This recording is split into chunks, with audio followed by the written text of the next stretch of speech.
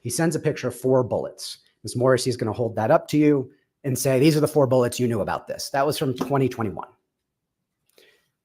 Detective Hancock does not preserve the other live ammunition that's at Teskey's property, even though he told her this could be from the live ammunition batch that matches the bullet that killed Helena Hutchins. 2 years later, November 2nd, 2023, there's a PTI of Teskey. Ms. Morrissey's asking questions, and she starts probing further into the live ammunition that Teskey had previously said was given to him by Thel Reed. And she says, do you still have some of that ammunition? He says, well, some of it, but I've been out shooting it over the last 2 years because Detective Hancock did not preserve it over that time period. Ms. Morrissey probes further. Where'd it come from? Tell me your story. He says, well, Thel dropped it off. He then picked some up, and he went with Seth Kenney to the 1883 Yellowstone movie, where he was teaching people how to shoot with that live ammunition. He then went to another movie with Seth Kenney, teaching people how to shoot with that live ammunition. And Seth Kenney then took a green ammo can with that live ammunition in it and brought it home with him. He says that could be the live ammunition from that green ammo can that killed Helena Hutchins. Ms. Morrissey says, I want you to preserve that.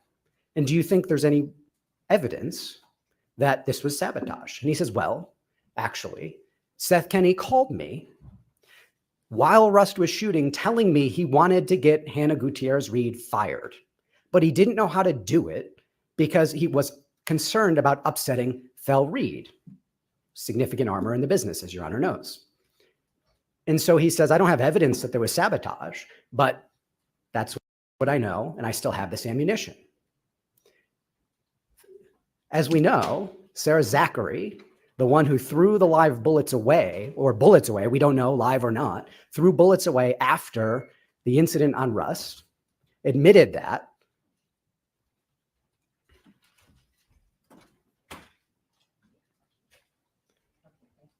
Was on set, texting with Seth Kenney, angry with Hannah, on the license, excuse me, the ATF report for the Pieta that was involved in this accident. She was on set.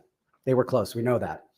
And so Ms. Morrissey says, you hold on to that evidence and I'll come get it, in essence. She never does. November 2023. Fast forward to March 6, 2024. The end of Hannah Gutierrez Reed's trial. Teskey's in Santa Fe, sees what happens, shows up at the sheriff's office, as we heard from Ms. Popple, and delivers that live ammunition that Hancock had not preserved, that Ms. Morrissey had not collected, that he believed could be from the same batch, from that same green ammo can that we care about, that matched the bullet that killed Helena Hutchins. We heard, Your Honor, what Ms. Popple did with it. They buried it.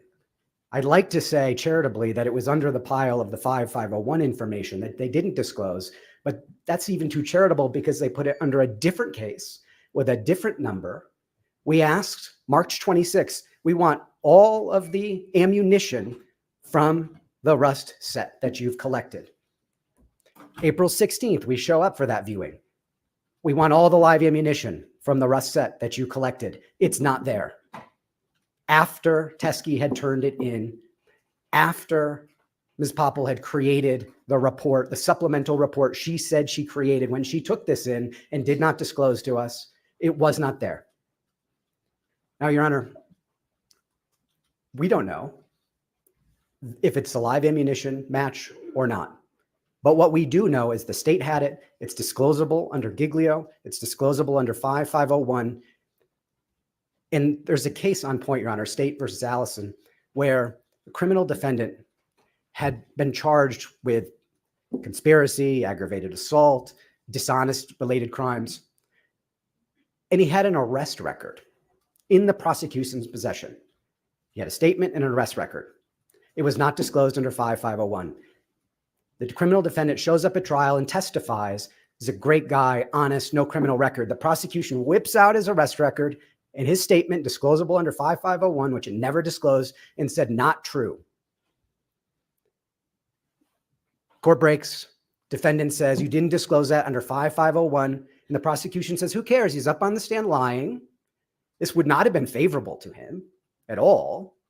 And so, Judge, I want a continuance. Give them a continuance. That's their remedy. Come back tomorrow. I'll disclose everything. I'll make it all right. And then we'll continue. Trial court says, fine, I'll give you that continuance. Limited remedy. You'll have all the information. Do with it what you will. If it's negative, fine. If it's not, that's for you to use at trial. He's convicted. It gets appealed. It ends up in the Supreme Court of New Mexico. That decision was reversed. The continuance is not adequate in those circumstances. They're in the middle of trial. The defendant would have done things differently. The defendant would have opened differently, would have asked questions differently. Too much about where the source, in this case, of the live bullet came in before this was presented at trial. The court said, it doesn't matter if the defendant knew or should have known of it. What we're talking about here is not the defendant's knowledge, not whether it matches, not whether his criminal arrest record would have hurt him or not. We're talking about the conduct of the prosecution. And that's exactly what we're talking about here, Your Honor. We're talking about a prosecution that didn't preserve those bullets, that didn't collect them at all, that didn't turn them over, that we already have a 5501 culpability finding with respect to the last set of information. And Your Honor, the bottom line is we've got 5501 violation, culpability. We don't need to show bad faith. We've got a Brady violation. We've got a Giglio violation. Now, this is critical evidence in the case that was never disclosed to us. We heard Ms. Morrissey say, I'm going to have Detective Hancock come in and testify. We could have Ms. Popple testify. They could say it doesn't match, et cetera, et cetera. It does not matter. It did not matter in Allison. We were entitled to it. The continuance is not a sufficient remedy. This case should be dismissed, Your Honor. This is over and over and over and over again. And Your Honor, you've given them a fair chance. You said, grand jury, as Mr. Spiro said, I'm going to give you a remedy on Trumbetta. I'm going to limit it. I'm going to give you your remedy. You've given them more than enough opportunities, Your Honor. This is not the first time. It's not the second time. It's not even the third time. It's time for this case to be dismissed, Your Honor. That's what Brady requires. That's what Giglio requires. That's what 5501 requires. As Your Honor knows, we've got remedies in the alternative, but this is the one that's right for this moment. Thank you, Your Honor. Thank you very much. Ms. Morrissey? I need to use the monitor.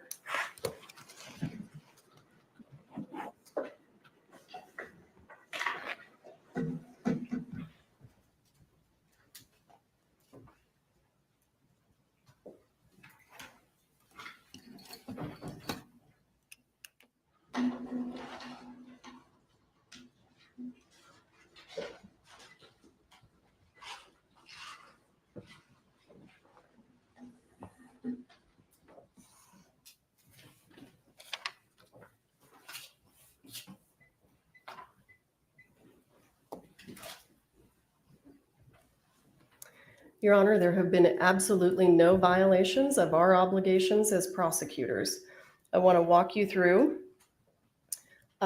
everything that has occurred in this regard, everything that these defense attorneys knew well before today, and everything that was also disclosed to Ms. Gutierrez's counsel. So what you can see from the transcript of Mr. Teskey's interview during the Gutierrez case prior to her trial is that Mr. Teskey is Thel Reed's close friend. And Mr. Teskey stores Mr. Reed's ammunition. And the reason that he stores it for Mr. Reed is because Mr. Reed lives in a single-wide mobile home that doesn't have a lot of security. And because he's a professional armorer, he has a bunch of guns and ammunition. Mr. Teskey is a retired police officer who has a whole bunch of security at his property. So Thel Reed has 300 rounds of live .45 caliber ammunition. And he and Seth Kinney are hired by the producers for the show 1883. Everything that I want you to know, Your Honor, everything that I'm telling the court, Mr. Bowles has this information, and these people have this information. So nothing I'm telling the court is new. So they get hired on this to do what's called a cowboy training on the set of 1883. So the cowboy training is where gun experts, that being Thel Reed and Seth Kinney, take the actors to shoot real guns with real ammunition so that they have a better idea of the recoil and how the gun is actually supposed to look, and to help them with their acting techniques. In fact, the fact that production companies do this was actually something that Mr. Baldwin pointed out to Detective Hancock during his interview. He himself has done this with a production company. So when they're through with the cowboy training camp in Texas, they've got some rounds left over. And Seth Kinney says, I'm going to take these. And Thel Reed lets him take them. So, and let me back up. When they originally went to the cowboy training camp in Texas, they didn't take all of Thel's ammunition. They took a certain amount of it, and Thel left some in Troy Teskey's garage. All of this ammunition came from the same place. This was all from basically the same batch of ammunition that Thel Reed had, that he got from a manufacturer, from an ammunition manufacturer in Kingman, Arizona, named Joe Swanson. So they take 300 of his rounds. They go do the cowboy training camp. Seth Kinney then takes the leftover rounds back to PDQ. So then what happens is Mr. Bowles begins to tell Detective Hancock, hey, you need to go execute a search warrant at PDQ because there's this green ammo can that Seth Kinney took after the 1883 training camp. Hancock, to her credit, takes Mr. Bowles at his word. She gets a search warrant. She goes to PDQ. What Mr. Bowles said would be there was there, and you've seen pictures of it. There's a green ammo can, says 1883 live ammunition. They take it. They send it to the FBI for testing. Not only does it not look like the live rounds from Rust, but it has a different chemical composition. So at that point in time, Hancock has kind of realized, I think, that she's being led down this path by Mr. Bowles that's coming from Thel Reed. Thel Reed is trying to slough everything off on Seth Kinney. So I want to show you when Seth Kinney is with Detective Hancock, what Mr. Nickus was referring to. He reaches out to Teskey because he's there with Hancock, and he says, hey, send me a photo of the live rounds that you have left over, because I'm giving her the live rounds from my green can. I think he just gave her some of them. They hadn't executed the search warrant at that point in time. Teskey says, okay. And he sends to Seth Kinney, you can see November 1st, he sends him that photograph of the live rounds that are in his possession. When you look at that photograph, and I'll blow it up for you, you can tell these are not similar to the live rounds that were found on the set of Rust. Detective Hancock gets this information from Mr. Kinney. Ultimately, though, still goes ahead and executes her search warrant, as she should. I come into this case. I look at the ammunition that was taken from PDQ. I understand from the witnesses that the ammunition was sourced originally from Thel Reed. It was sourced from Hannah's dad. It's not a match. Not only is it not a match when you look at it, it's not a match when you send it to the FBI and you ask them to conduct chemical testing. So this is a wild goose chase. This has no evidentiary value whatsoever.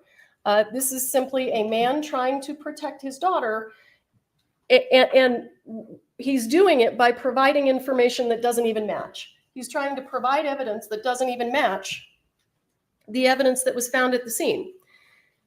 So then let's cut to November of 2023. We do a pretrial interview of Mr. Teskey. Let me back up. Detective Hancock reached out when she got this photograph. She reached out to Mr. Teskey, and she'll testify to this. If you want her to testify under oath, I'm happy to have her do it. She reached out to Mr. Teskey and she said, hey, you know, because you appear to be cooperative, can you just package that stuff up and mail it to me? Because he's in Arizona. He's not here in New Mexico. And he never does. He never sends it to her. She doesn't pursue it because on its face, it's not the same ammunition. Let's cut to November 2023. We're doing the pretrial interview of Troy Teskey, where he talks about the ammunition and he talks about what he knows, what information he has about the relevance of this ammunition. What's also very important, and I can have under oath testimony to this fact also, this pretrial interview that was done over Zoom was, well, Mr. Bowles was there. So this was never kept from Gutierrez's lawyers. It was her lawyers that were bringing it to us. So there was no issue there. The jury was completely misled yesterday. So this pretrial interview that takes place in November of 2023 is uploaded to our discovery server. And when it's uploaded to the server, Mr. Baldwin hasn't been indicted yet. When he is ultimately indicted, everything that is on that server is taken and it's put on a hard drive, and it's sent, I believe, to Ms. Clark, who isn't here right now. And certainly Mr. James is happy to testify that it was uploaded to the server, that he downloaded it onto that hard drive, and he provided it to Mr. Baldwin's counsel. So the jury was misled again yesterday when Mr. Spiro indicated we had no idea about any of this. They've had it the entire time. I don't want to hear about how the jury was misled. I just want to.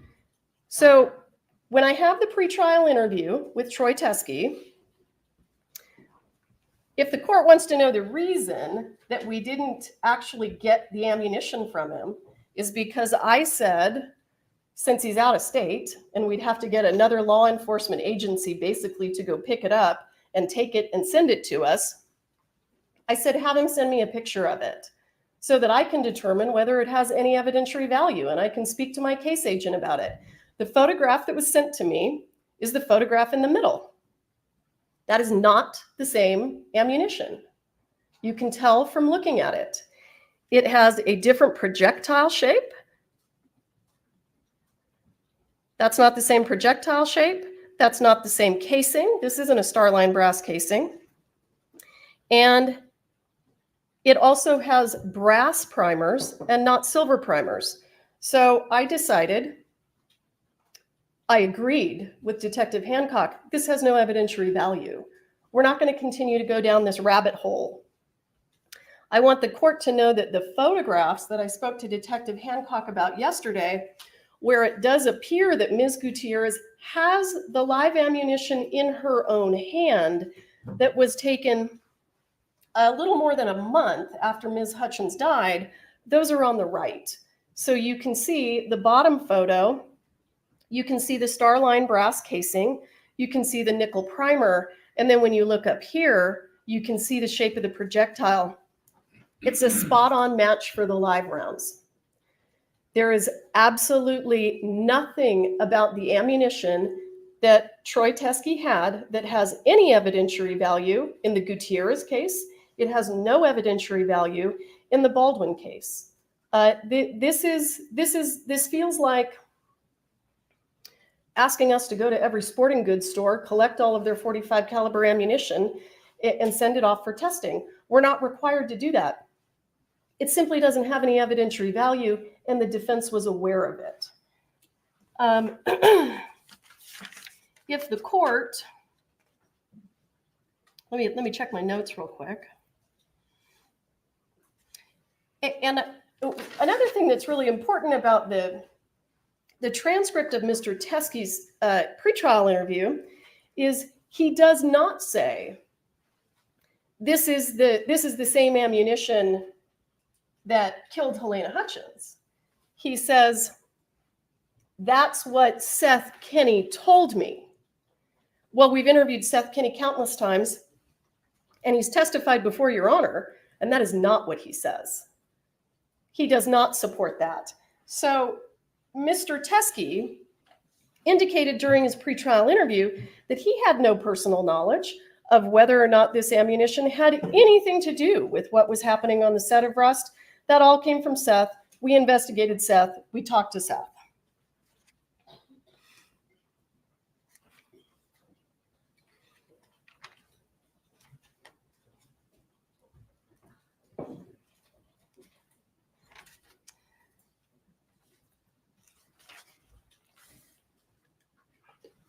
The only way that this has, on the best of days, for this to be relevant information for even Ms. Gutierrez, it's not at all relevant to Mr. Baldwin, but even for Ms. Gutierrez, it has to actually have some exculpatory value.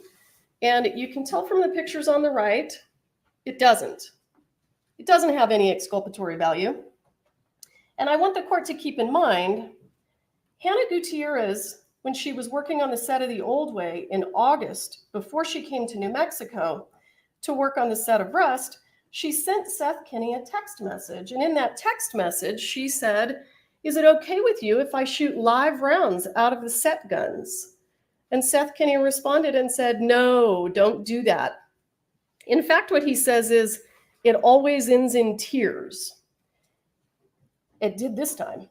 Hannah Gutierrez admits to law enforcement that she loaded the gun. She points out the box of dummy rounds that she was sourcing ammunition from. During her November interview, she holds up a picture of the exact same box and says, I got this from my dad. My dad wanted me to show you the boxes of dummy rounds that we use. And it was a spot-on match. She actually indicated that she got the box of dummy rounds from her own father. None of this is exculpatory at all. This is the exact same batch of ammunition that has already been sent to the FBI and tested because it all came from the same place. There's no reason for us to do it again. Thank you. Your Honor, I don't know at this moment if the court is intending to take evidence or not, so. She didn't call anybody. Okay. I can, if the court. It is your presentation. I'm not going to tell you what to do Yeah, on your sure. presentation. I'll do it then. We'll take evidence. If my offer of proof isn't enough, I'm happy to put witnesses up. I just wanted to say one thing to the court, which is just simply that Ms. Morrissey, in her presentation, didn't say one word, not one word. Isn't this properly for Mr.? Well, I don't even say that, well, he was making a legal argument, if we're gonna do an evidentiary hearing, there won't be multiple lawyers involved. But, so I would just simply point out that, that there wasn't one word about what was actually turned in. I don't know if the court realizes that. That was all about stuff that happened that. All right, this is, thank you. All right, go ahead, Mr. Nikas. I'll be very brief, Your Honor.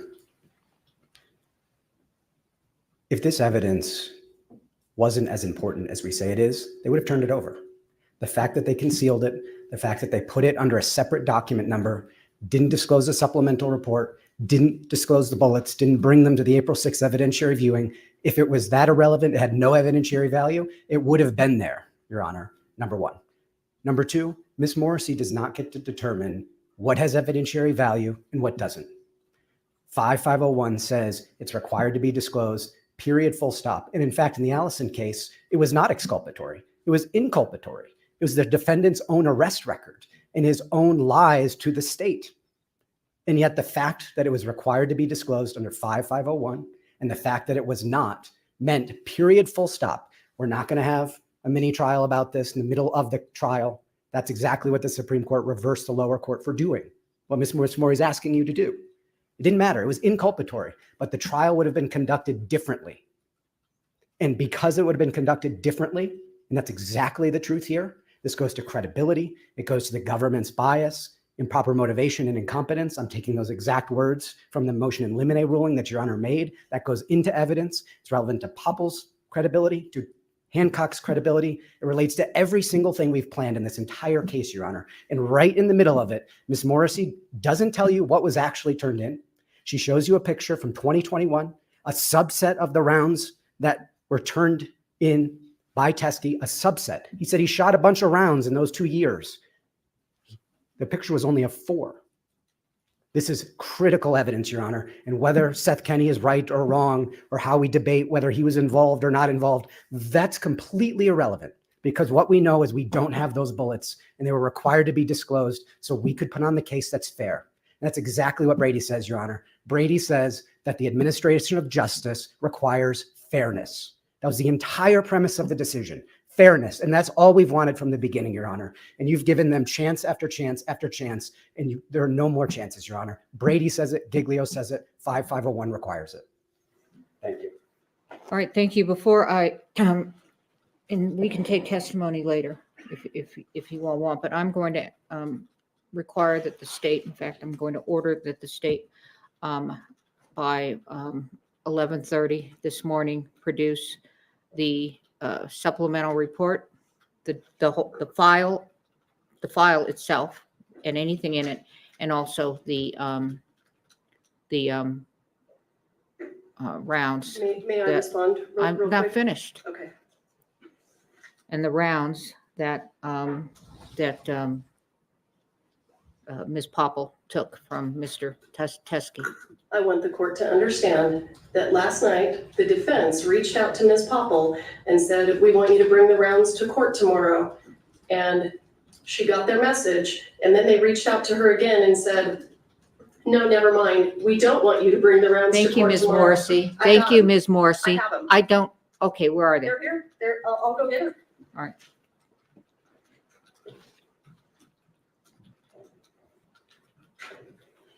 Well, actually, I want testimony from Ms. Popple on how she retrieved those. So I don't need the box, tell her. I need Popple.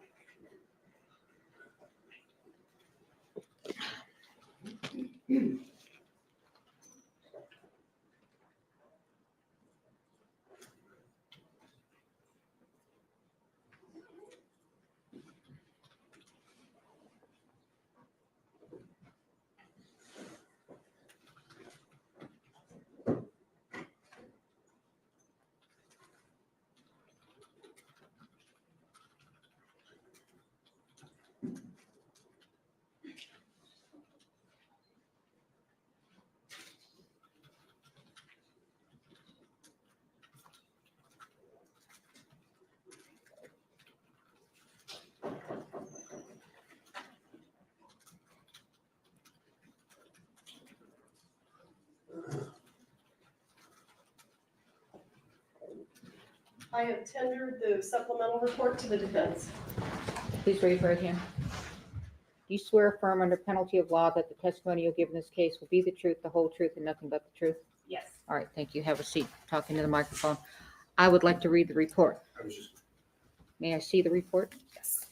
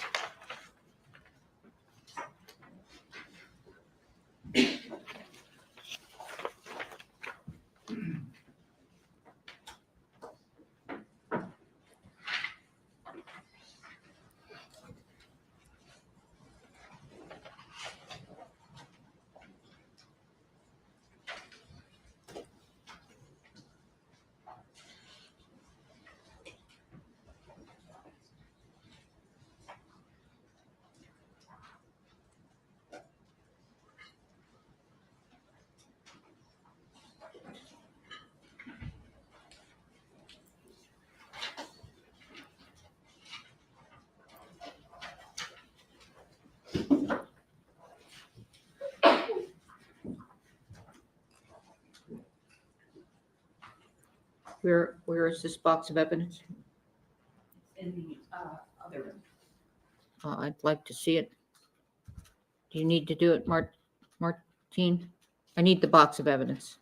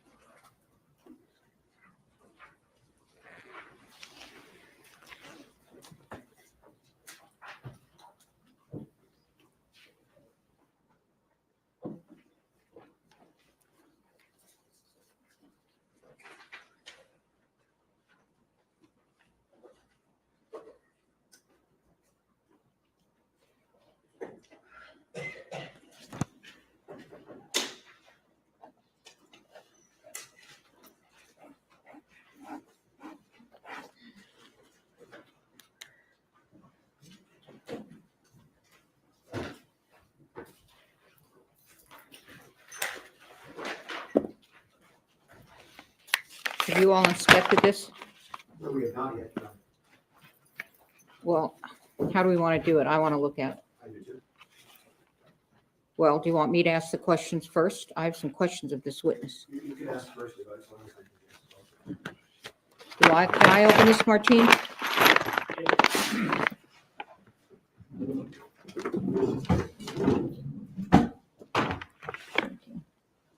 Anywhere? Like, not in the middle, I mean, up at the top? Oh. Anywhere is fine. Maybe you need gloves too. Do you have gloves? Can you get some additional? So anywhere, I can just cut into it. Okay. There should be there's a separate All right. area. I'm going to have you. This is unusual, but if you all don't mind, and if there's any objection, I'm going to have her step down, and when I ask her a question about which is which, she will put it out. Is that all right with everybody? However you want to do it. Judge, Okay, sure. so I just need you to have some gloves. And we're going to go right there. And you all can approach too, so you don't have to, I don't want you asking questions yet, but I do. Can you move that thing?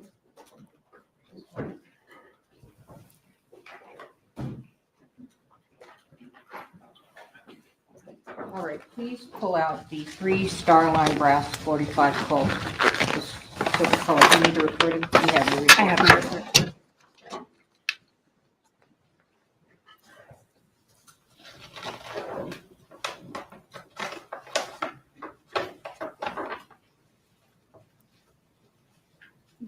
Pair of scissors.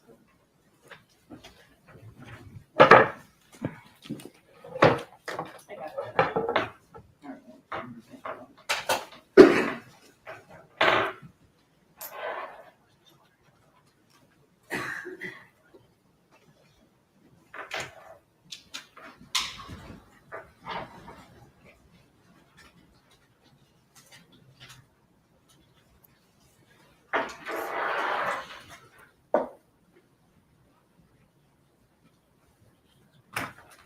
Let's do the 2 DHA 45 Colt with silver and color carbon.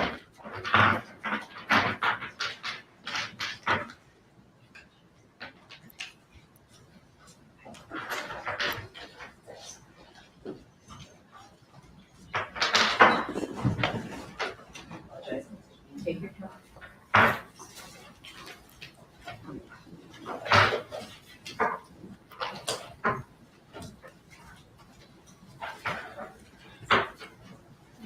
I don't think gloves are necessary. Well, that's your opinion. Thank you.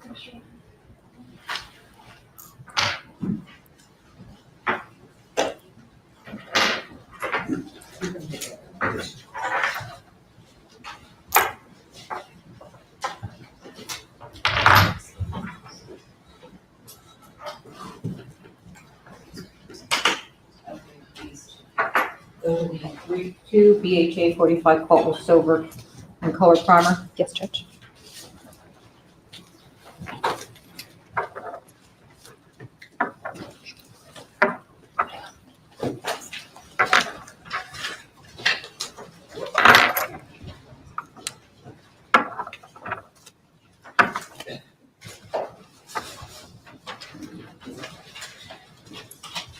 One CBC 45 Colt with brass and color primer. That would be this one. All right.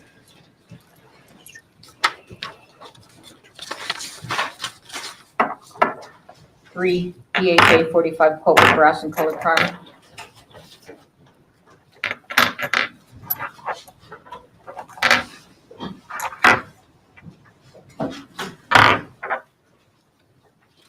These three.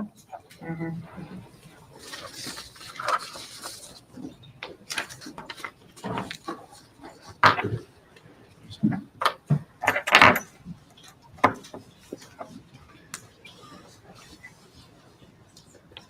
One Winchester 45 Colt. I don't know if we need the Winchester. That one. Two Winchester 45 Colt.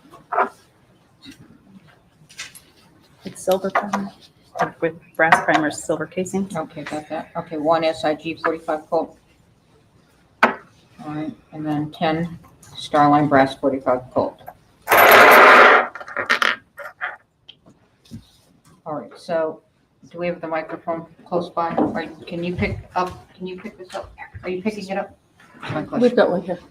All right, so point out to me, let me ask you this. Did Ziegler tested the rounds in the Hannah Gutierrez case, correct? Yes. He didn't test any further rounds after the Hannah Gutierrez case? No. Okay. In the Hannah Gutierrez case, can you point out what types he did test from here? I'm uncertain what types he tested. This is a witness testifying, Ms. Morrissey. Please stop.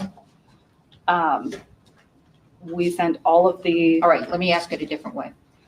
Do you recognize any of these types of bullets to have been gathered on the Hannah Gutierrez, on the rust set? the Starline brass with silver primer are similar to what was collected on set. And everything that was collected on set went to Ziegler? Yes. All right, thank you. I don't have any further questions, but I'll certainly allow some validation. I don't know if you want to be there with her or what. If she could take the witness chair.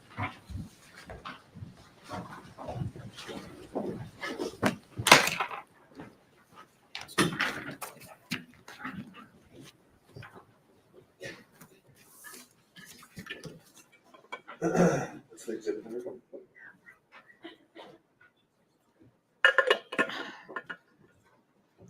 Good morning again.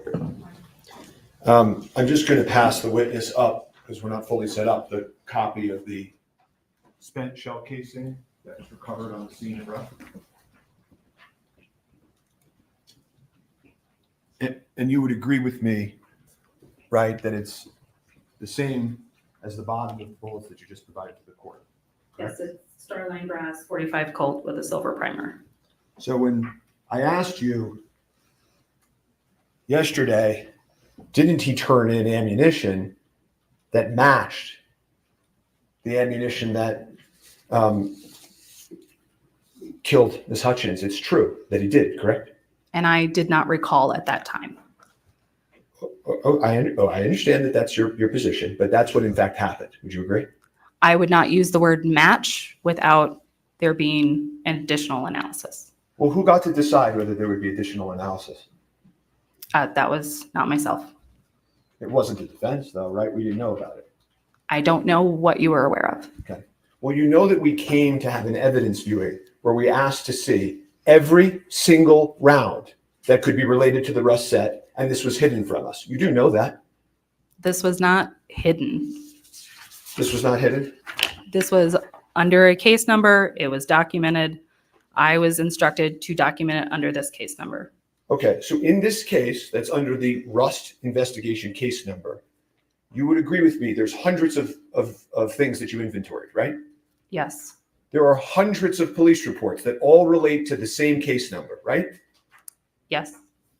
The one thing that seems to have been put under a different case number is just this one discovery of the actual ammunition that matches the ammunition from the set of rust. This was put under a doc information of someone coming in claiming to have rounds that were not utilized in a case.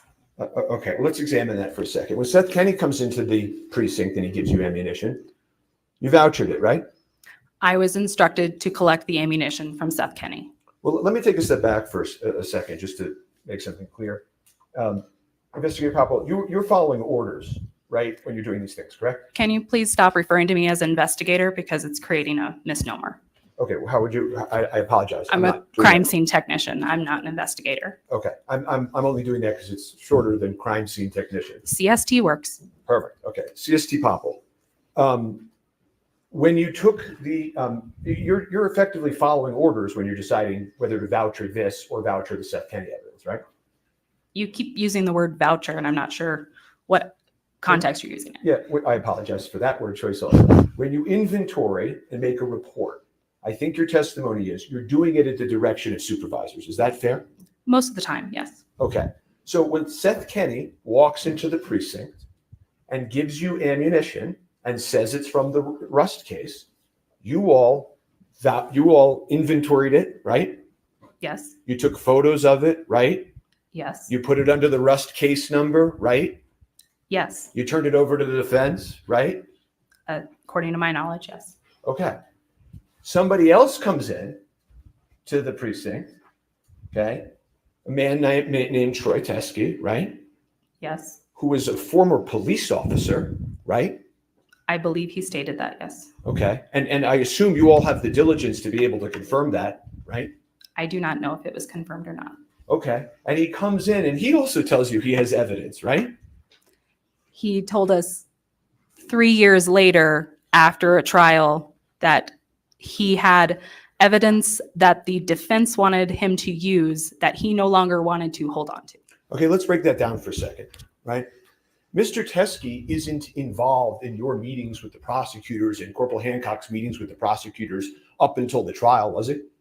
Not that I know of. Okay, so doesn't it make sense that he would have seen the trial on television, been completely outraged at what he was watching, not trusted law enforcement, and then walked it into the precinct? Doesn't that make sense? I do not know what would make sense to Mr. Teskey. Okay, didn't he in fact tell you, I don't trust Miss Morrissey and the prosecutors? He did not state that to me. He didn't on your oath? You sure about that? I do not recall him stating that. So he turns this round in, and you, when he turns it in, obviously recognize it as Starline brass, nickel primer, Colt 45, correct? Yes. Okay. So it's not as if he came in and just turned in a bunch of shells, right? He did turn in a whole bunch of shells. Okay. But he didn't just turn in shells, right? He turned in multiple different 45 rounds. I'll ask the question a third time. He didn't just turn in shells, did he? He turned in multiple 45 rounds. Including rounds that matched the round that struck Miss Hutchins, right? Again, I wouldn't use the word match without further analysis. And the reason that we don't have further analysis is you all didn't send this to the FBI for further analysis, did you? We did not. Right? Because if you had, it would have potentially proven the fact that all along this ammunition did come from Seth Kenny. Isn't that true? What I was informed of by Mr. Teskey was that the ammunition originated from Joe Swanson. And then went in the green ammo can to Seth Kenny. I do not recall him speaking about a green ammo can. Okay. Well, let me ask you this. You know, the other thing that you're saying, I took you at first to be saying, well, it's just a bunch of ammunition. And now we've gotten to the point where it's actually the same type of ammunition. And then you've also stated in your testimony that it's like, well, there's just this guy, Troy Teskey, that just walks into the office like it's random.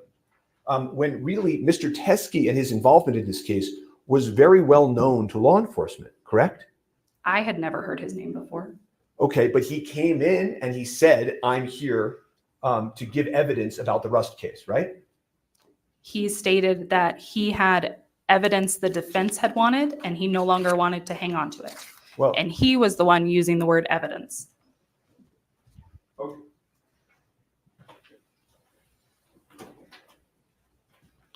You said to him when you met him down at the first floor of the precinct, you were called because you were the evidence, the person in charge of the evidence, the CST, right? Yes. Okay.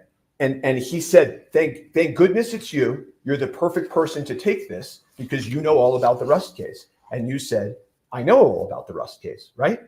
I don't recall that. Do you deny that? No. Okay. And then he said to you, this ammunition was in Seth Kenny's possession. And you said Seth Kenny's law enforcement is well aware of Mr. Kenny, right? I don't recall that.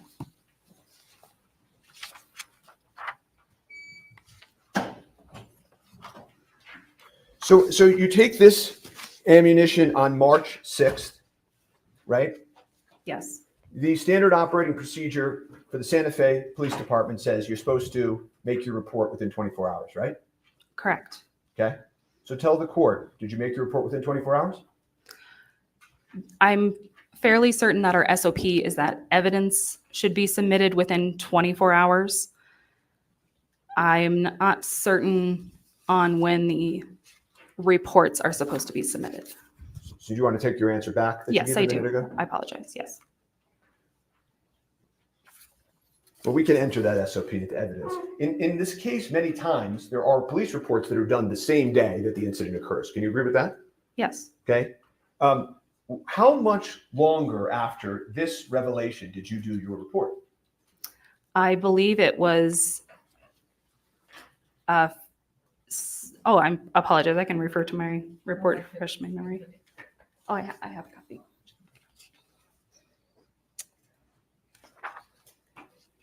I believe it was the following month that the report was made. Yeah, it was approximately a month later, right? Yes. Okay. What happened during that month? CST Papa. To be fairly honest, I went out of town to visit my dying mother. Okay. I'm sorry about that. I'm sorry to hear that. Were you out of town that entire month? I don't believe it was the entire month, no. Okay. Who was involved in the word choice in this report? Myself? You didn't have any input? Because this doesn't look like the same language you use in the other reports. Well, on a normal basis, I don't have conversations with people involved in cases. Uh-huh. But there was also other officers there that were aware of this. Corporal Hancock was aware of this, correct? She was notified about it, yes. Okay. And so was your supervisor who was there with you, correct? Yes. So you're not telling me and this court that you had no input at all in the drafting of this document, are you?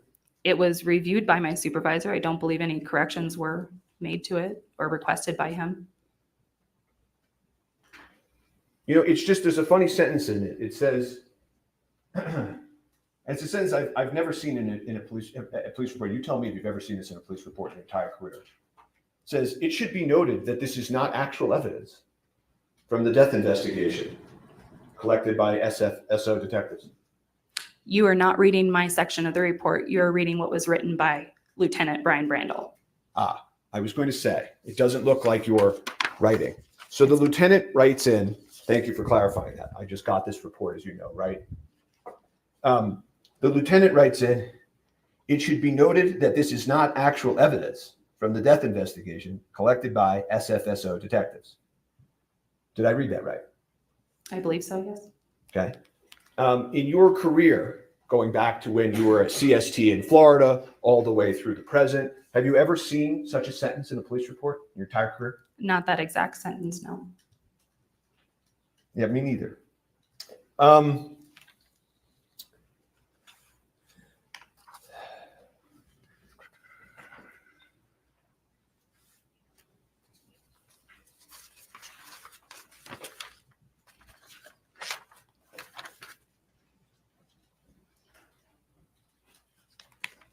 So you're, if you could just look at this report for a second and help clarify for me which parts of this you filled out versus the lieutenant. The section that starts at the top with my name. Well, let's just go page by page. That would be page 5.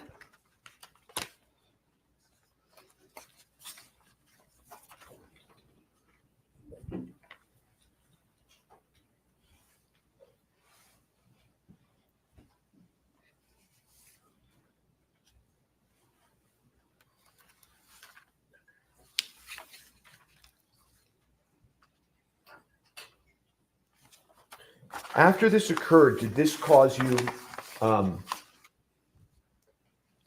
concern, CSD Popple, that this was handled this way? It did not.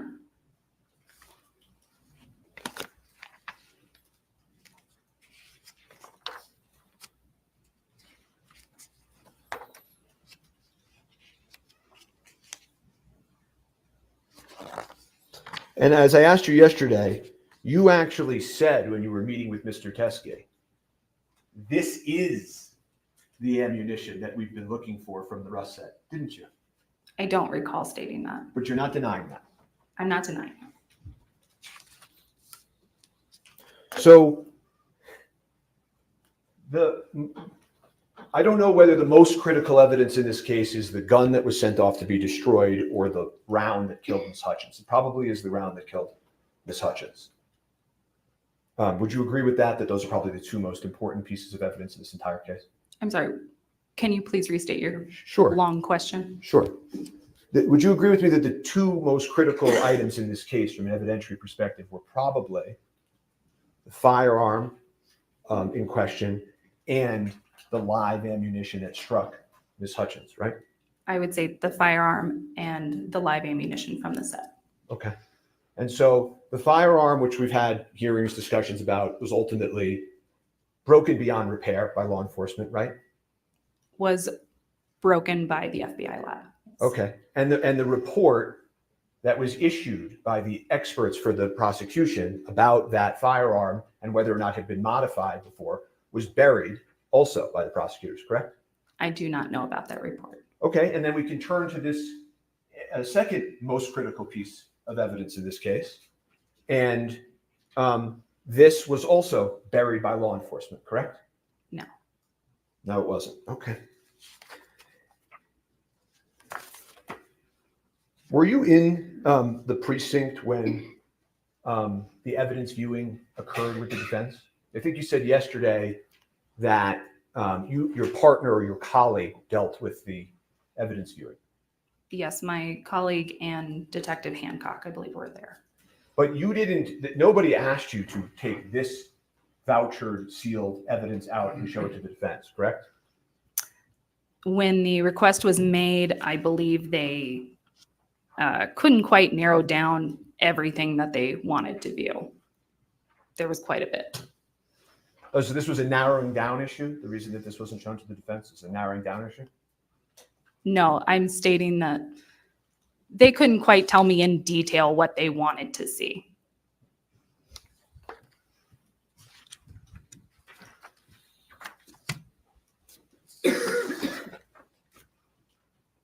The request from the defense of all ammunition was taken by law enforcement to not mean the ammunition that you recovered that matched the ammunition that struck Miss Hutchins? I don't believe they looked at all the ammunition that day. Well, no, but the request was all ammunition. So I'm asking you, did law enforcement interpret that request to not include this critical evidence? All of the items that were pulled for the case were under the Rust case number. Which was a perfect plan. You're asking me if there was a plan? Well, I'm saying whether there was or there wasn't, it worked out pretty well, right? I'm not sure what you're getting at. There was a request to view the evidence from Rust. That is the evidence that was pulled. Well, your report says this is evidence from Rust, and then it just puts it under a different case number, and the lieutenant then writes that sentence in saying this isn't evidence from Rust, right? My report states that Mr. Teskey believed that it was related to rust, and then I listed the case number next to that. Do you remember when we started my examination of you yesterday? How I sort of said to you, the way you know what evidence to find is by what people tell you. Do you remember that? Yes. And that when you're at a burglary and somebody says, "Oh, you better pick up that glove," you don't know that that person's telling the truth or not, but you pick up the glove, right? Depending on the circumstances of the case, possibly. And here, a retired member of law enforcement walks into the precinct who's known to law enforcement, who turns in the matching ammunition, who tells you it's involved in the case, where there's tons of corroboration, both by what he provides and the history that law enforcement knows about this man. And you put it under a different case number, right? I'm sorry, what was your question in that long statement? You put it under a different case number. Yes, as I was instructed to do so. Okay, so you need to finish up so that Ms. Morrissey can cross-examine. Yeah, I'm trying to review this in real time. So I will pass the witness.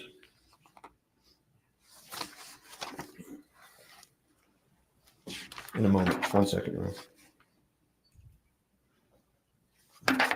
Oh, and I asked you this yesterday, but I want to ask again, which is, you told Mr. Teskey that you would write up a report because of how important this was the very same day, didn't you?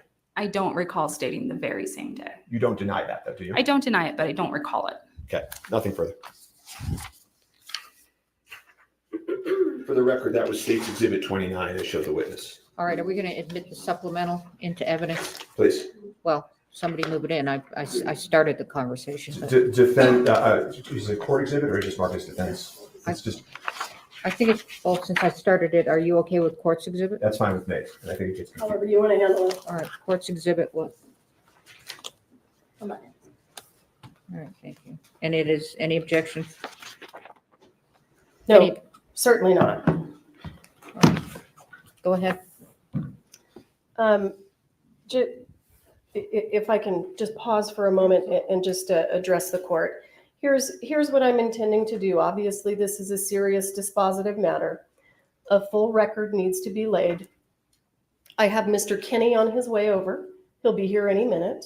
We intend to take testimony from him. I also intend to take testimony from Mr. Bowles. Judge, I have to make a record, though. Well, just a minute. Okay.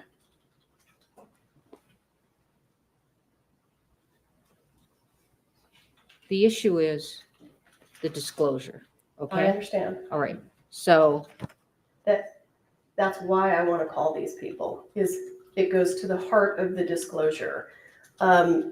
So all I'm asking the court for, well, we don't have time for this. So I'm going to do, for example, like with Hancock, I'm going to have her get up on the stand and continue testifying about the case. And then this portion, just like you did with Popple yesterday, we will ask. You can call, move Seth Kenny up. You can move Seth Kenny up, but he's going to do all of his testimony if you're going to do that. so here's the only thing I'm trying to do, and I don't mean to be frustrating. The only thing I'm trying to do is make sure that if this court grants this motion to dismiss, that I have made a full record, and I am entitled to do that. So I am getting my witnesses over here so that I can make a full record on this issue. Well, what's interesting to me, to be quite honest, is that yesterday you didn't even want to do a written reply. You wanted to just give an oral response. I never saw these. I've never seen these, and I never saw the report. I have absolutely never seen these until this morning. All right. I've never seen the report until So this ask morning. questions of this witness, and then you can line up your witnesses and I'll see. But we're going to go with Hancock after this. Ms. Popple, I just presented to the court that I've never seen these until this morning. Do you agree with that? Yes, You've never shown me these, or I've never come in to see them. Is that right? correct. Have you ever provided me that doc report? No, I have not. Okay. So, do you know who Troy Teskey is? No, I do not. I think we took some testimony from you yesterday that he is the friend of Thel Reed. I believe that was stated, but I did not know that information. Okay, so let me ask it this way. If Troy Teskey, who provided this ammunition, is a friend of Hannah Gutierrez's dad, and if these bullets, I'd ask the prosecutor not to be touching those with her bare hands.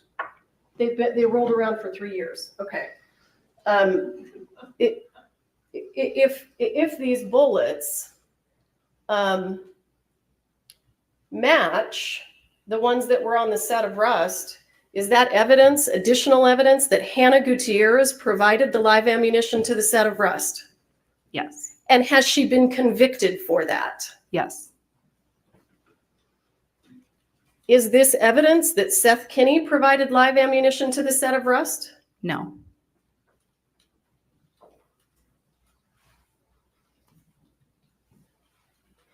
So let me ask you, Ms. Popple, if you buried it, how did the defense attorneys know to cross-examine you on it yesterday?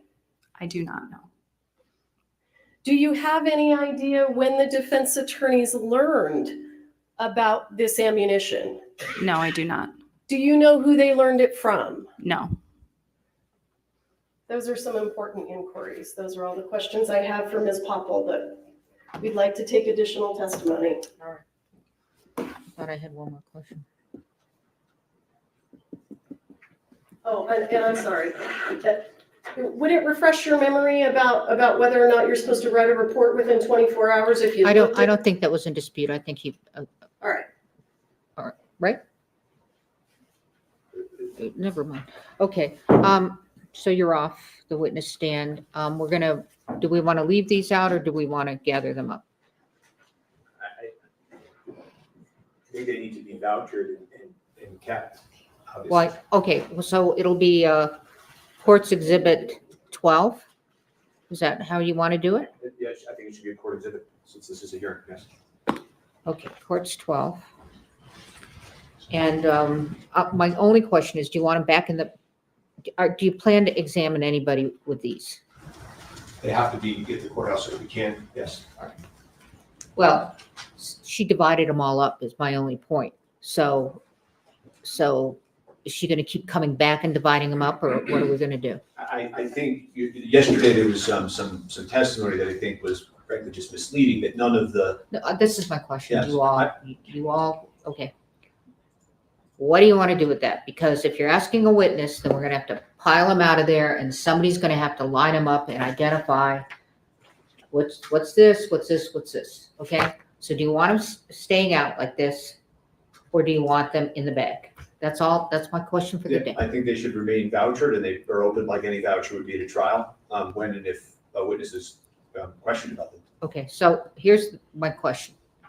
If I put them back in the bag, they're all going to be commingled, and you may not recognize them, so you can cross-examine appropriately or examine appropriately, okay? You're lay people.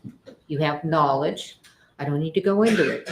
That's my only question. Want it in the bag, or do you want it out? So what I would ask is, let us quickly just photograph it, and then we'll ask CST Popple to put it back and voucher them, but remain at the courthouse. That's what I would ask. All right. Is that okay? Absolutely. My question for the court is, are we going to complete this motion hearing? No, we're not going to complete it yet. Okay, I'm going And to, can you just give us an idea so that we can be prepared for how you intend to proceed with regard to the motion hearing? I'm going to have Hancock come up.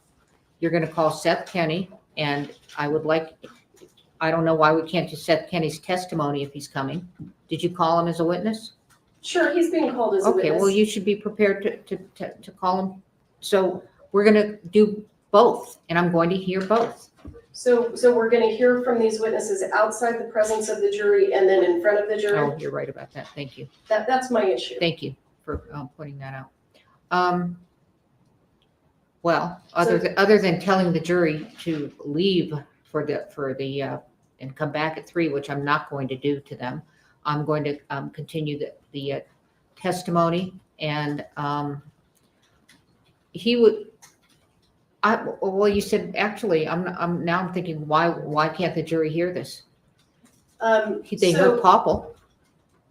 I'm sorry? They heard Popple. Oh, absolutely. No, I'm not making a comment on whether or not the defense gets to bring this in front of the jury. I'm making a commentary on the jury doesn't hear our motion hearing, and I just want to They're not complete going the to hear. motion Okay. hearing. I'm going to take evidence from each of these folks. Do you have, is this a problem? So I don't know what I'm going to do yet, so this is why I want to do it this way, okay? I want Hancock on the stand. You can question her about this issue, okay? Seth Kenny comes, you're going to do all of his testimony, including this, okay? Bowles is separate. He wasn't going to be testifying, okay? And on Bowles' testimony, the jury will leave, okay? And anything further on this motion, the jury will leave. But I think that they can do Hancock and Kenny in front of the jury. Can Mr. Spiro and I approach? Sure.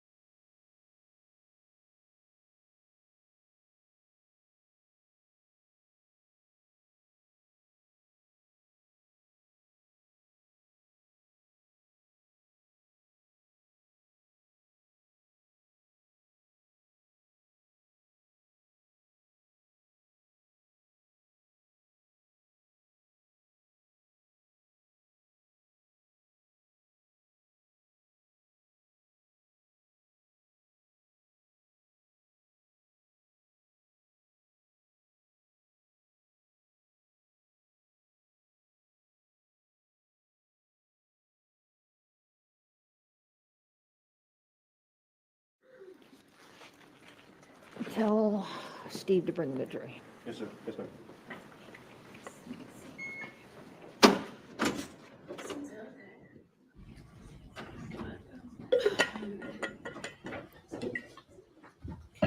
After I call in the jury, this is on the record, I gotta tell you.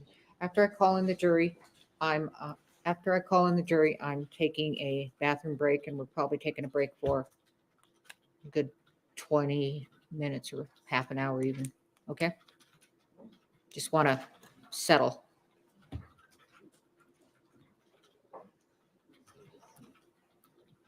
Are you bringing him in right now? Yes, he's calling him in. Okay.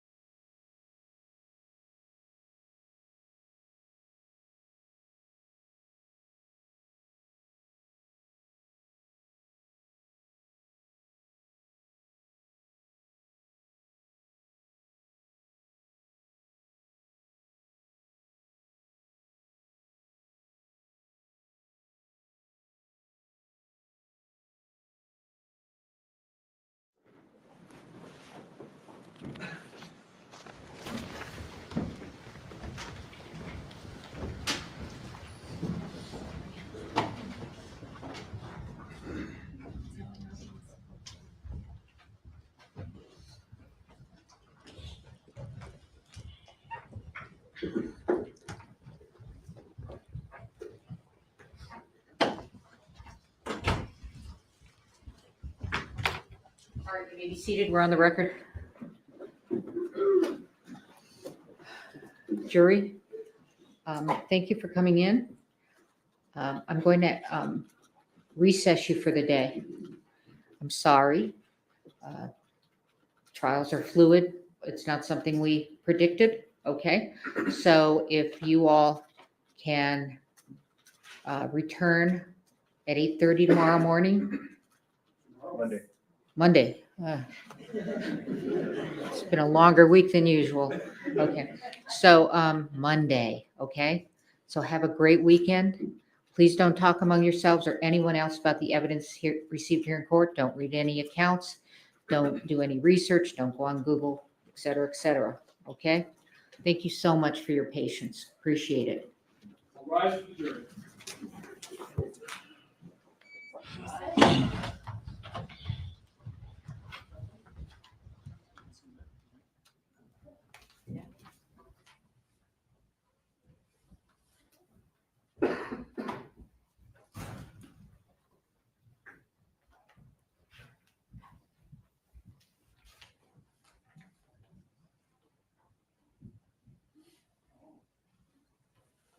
Thank you. We're still on the record. Ms. Popple, gather this while we're on break. We're just going to photograph it as she All does right. that. And then can she gather it on break?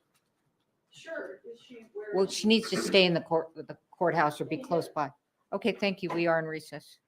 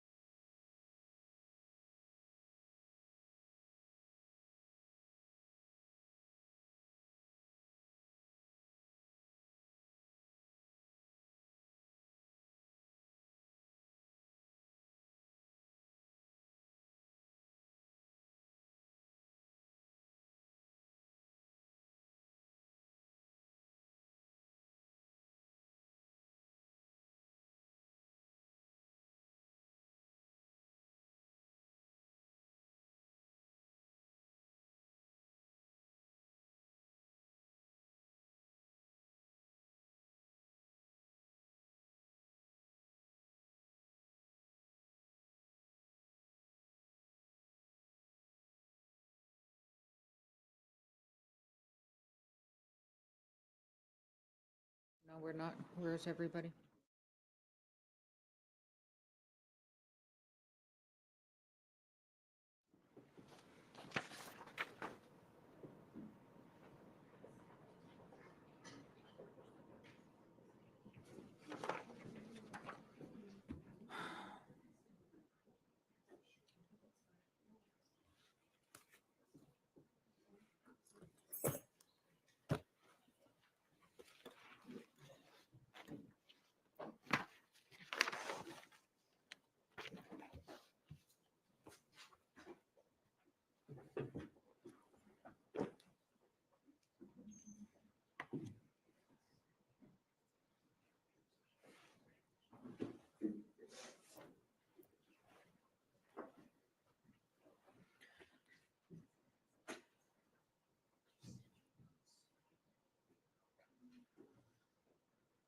All right.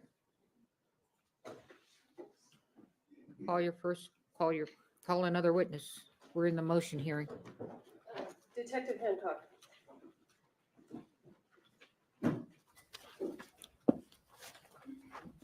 Your Honor, just, I can do it after Detective Hancock. What? We may approach very quickly. Yes.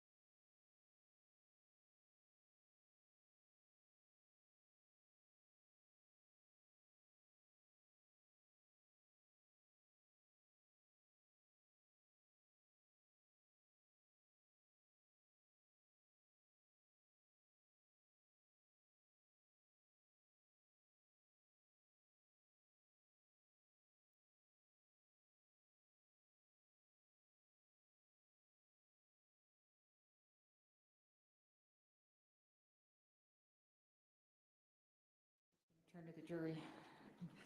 Caution them. Okay, all right, there you go, 1 o'clock, bye. All rise.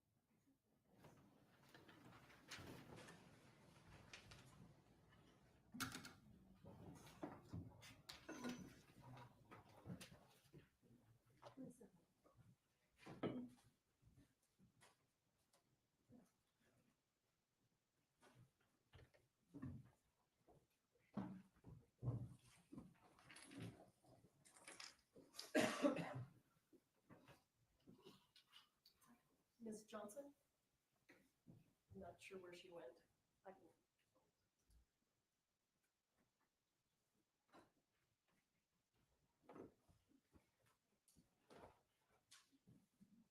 I assume maybe she ran to the restroom, I don't know.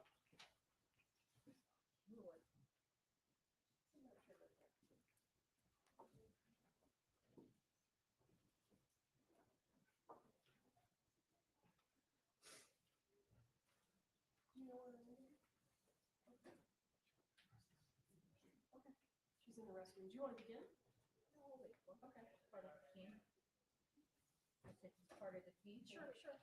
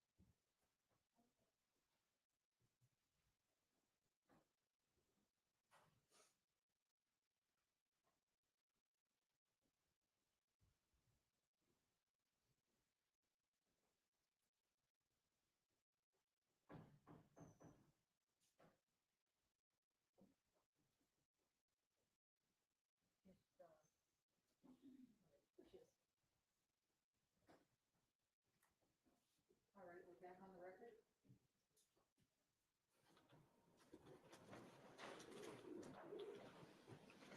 Having conferred and looked at the evidence, it is the perspective of the special prosecutor as an arm of the public that all of the issues related to the defendant's motion should be heard by the court and they should be seen by the public. This is a public issue and a record should be made. And we are here to do that. That's Ms. Hancock. Actually, the first witness that I intend to call is Mr. Kenny. How do you want to, do you want me to take the testimony and then, I mean, it's your motion, so that's why I'm asking. But it's your witness. Well, who wants Sure. to do what? That's fine, Your Honor. Okay, Mr. Kenny. I think this Corporal Hancock, if it's a hearing, should she not be Sure, sequestered? she can sit outside. Okay.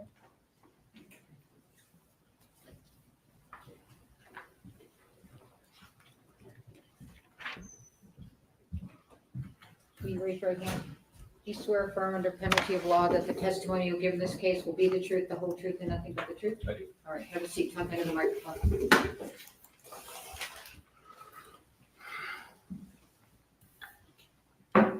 Good afternoon, sir. Good afternoon. Please go ahead and state your name for the record. Seth Kenny. Mr. Kenny, what do you do for a living?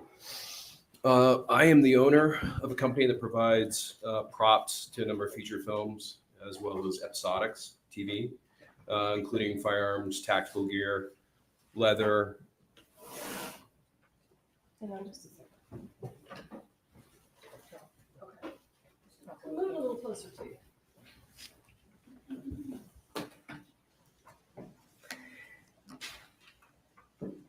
You provide ammunition and firearms as a part of the props that you provide, is that right? Well, not ammunition, because again, legally and technically, I'm that is sorry.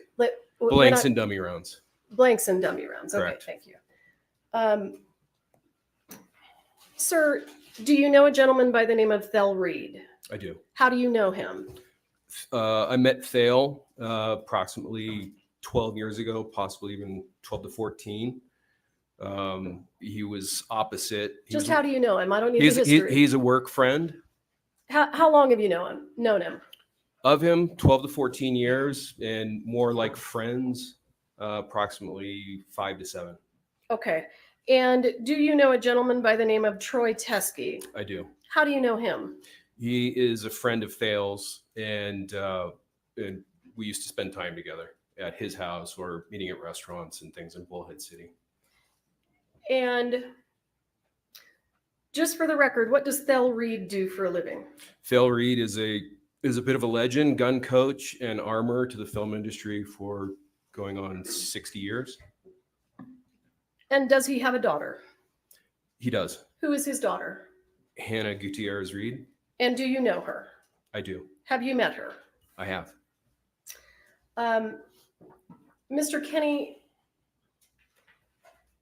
can you explain, were you ever asked to do any training for the set of the television series 1883?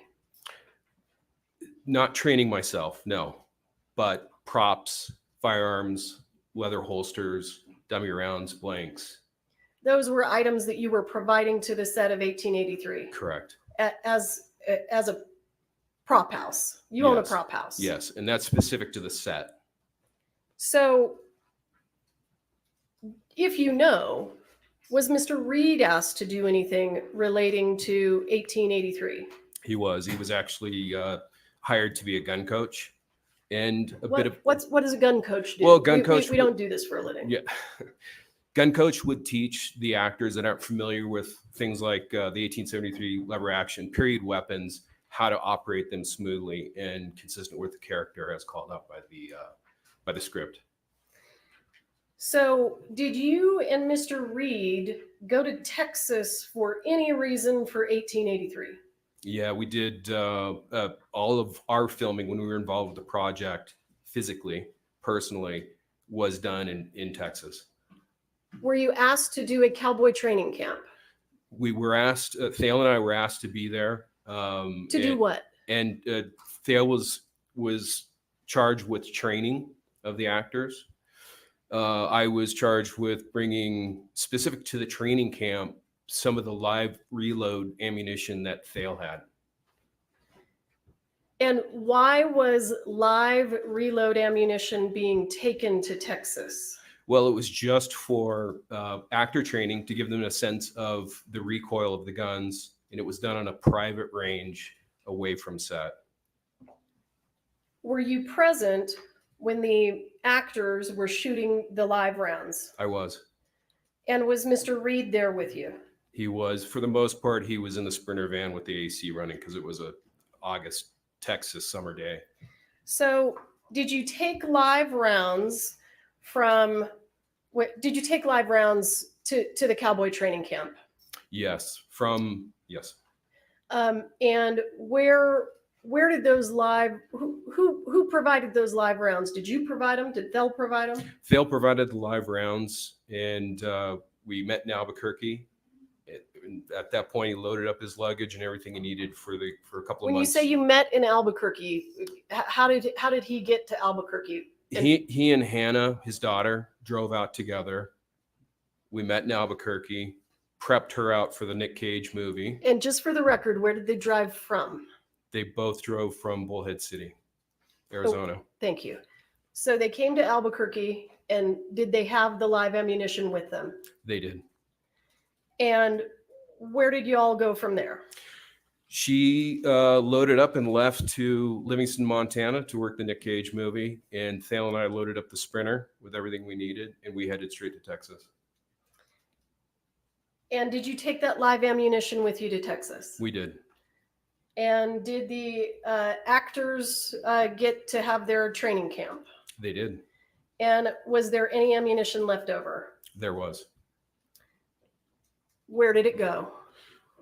It stayed in Texas for an undetermined amount of time. I could never figure out when it came back to my shop. With who? When you say it stayed in Texas, did it sit by itself? It was with the prop master for the day of the show up at the shooting range, up at the firing line. And from there, it came back into the Sprinter van, my Sprinter van. And then at one point or another, it made it back into the hotel room. And I lost track of it once it was in the hotel room. And from there, when it got loaded back into the Sprinter van and came back to Albuquerque. So, but it doesn't come back to Albuquerque by itself. So tell us how it gets from the cowboy training camp to Albuquerque. Well, it's driven back. By who? By myself. Okay. So, and how is it packaged? What kind of a container is it in? All the live ammunition from the cowboy training camp was in a in a typical household gray bin, approximately 2 feet long, 16 inches tall, about the same width. And it stayed in there and was packaged within each caliber individually within smaller boxes that typically held about 50 rounds. Do you have any idea approximately how many rounds were taken to Texas? Yeah, I know exactly. It was 325 rounds. How do you know exactly? Well, it was a guess of thales that there was between 200 and 300, and they were loosely combined in a small military green ammo can. And when I opened up that bin in Texas at the firing range for the first time, I had brought along 10 boxes, white plain boxes with styrofoam inserts that held 50 rounds each. So I populated those boxes, and then it took a picture of those boxes. And one of the boxes is dog-eared, means it's partial, and coincidentally, it held exactly 25 rounds. In case I missed it, how many rounds came back to New Mexico? Between 50 and 100. And when they came back to New Mexico, where did they go? They went, because I was running low on space, they went into the bathroom. Were they in the green can? No. Once they had been populated into the small white boxes, the green ammo can went to the firing line, and it was being used for the spent shells, for the spent cases of fired brass. So how were they kept at PDQ? They were kept in that same gray bin, large household typical gray bin, and within the same boxes that they had populated or gotten populated into at the Texas firing line. So I'm going to show you what has been previously entered into evidence as Defendant's Exhibit A21. Do you recognize that? I do. What is that? That is that gray typical household bin marked live ammo 1883.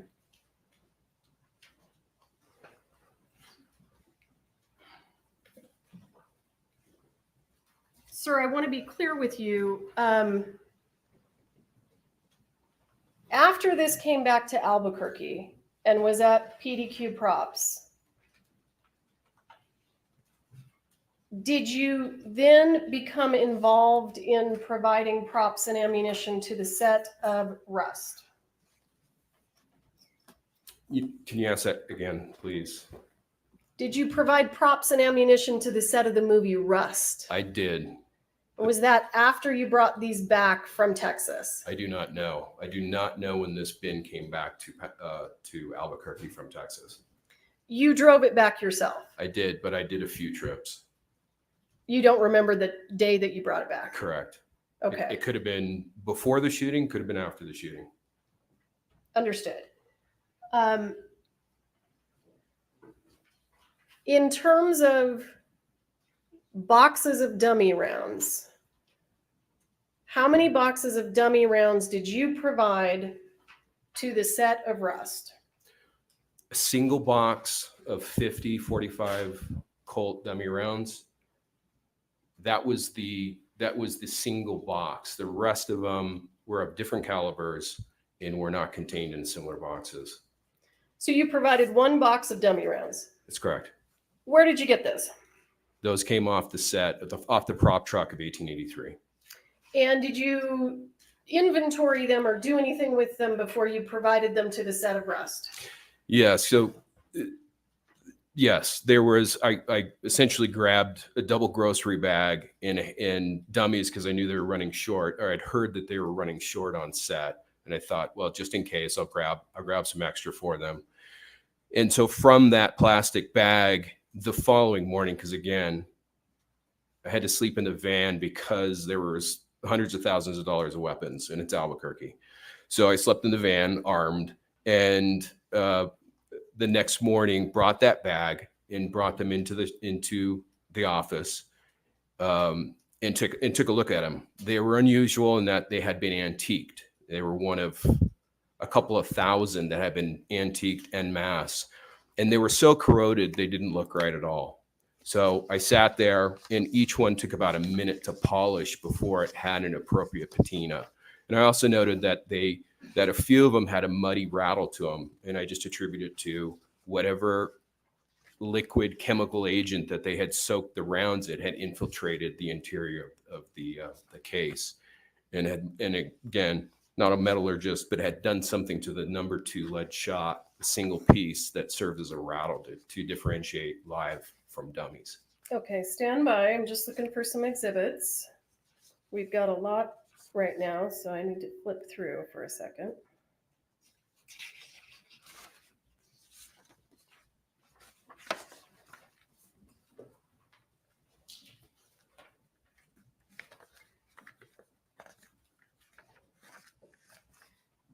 The dummy rounds that you provided to the set of rust, did you personally ensure that they were all inert? Absolutely. And was the box full when you provided it to rust? It was 50 rounds in a individually inserted into styrofoam, each housing, each section. So it's essentially a 5 row wide, 10 row deep styrofoam insert that holds the rounds separately from each other, and then is inserted into a small white enclosing box, cardboard box.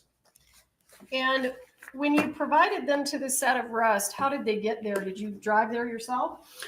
Sarah Zachary, the prop master of Rust, came by my office and brought a gun that they were having trouble with, reassembling that gun after it was being cleaned.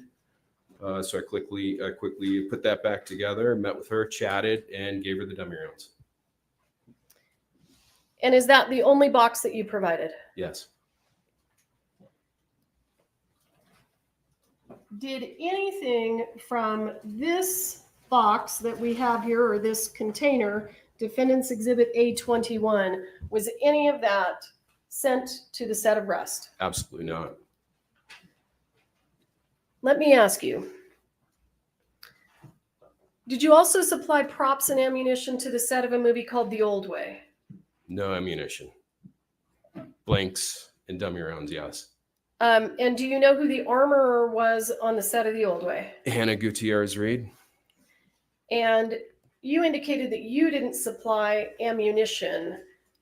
If you know, do you know if dummy rounds were used on the set of The Old Way? They were. Dummy rounds were used. And where did those dummy rounds come from if you didn't provide them? They came from Thale Reed. How do you know that? Because I witnessed them packing up her car and assembling all the blanks and dummy rounds that she was going to need. So did Hannah stay in touch with you when she was working as the armorer on the set of The Old Way? Loosely, yes. Did you receive any communications from her regarding the use of live rounds in the prop gun? She did. She did reach out to me. How? Text? Call? Both. She called on one particular day because she had been looking for 45 Colt ammunition, live ammunition to shoot. How did you know that? Because she asked me at the office. And I thought it was odd because Thale had live ammunition, and you know, why was he not giving his daughter any? I found it peculiar. So at one point in her travels from Albuquerque to Livingston, Montana, she stops along the way and stays with friends in Denver, Colorado. And at one point between Denver, Colorado and Livingston, Montana on her travels, she called me and told me she finally had found live ammunition, 45. So once she makes it to Montana, does she contact you about shooting live ammunition out of the prop guns? She does. She texts me this time, and she asks if she can shoot live ammunition out of the set guns. Well, how did you respond? I said absolutely not, and it's a big mistake. And I even said it always ends in tears. And did you have any additional communications with her about live rounds after that?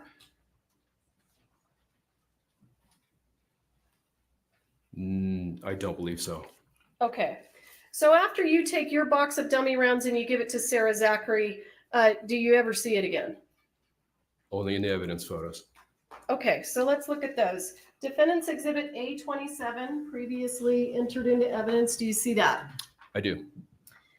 And do you know what we're looking at here? I do.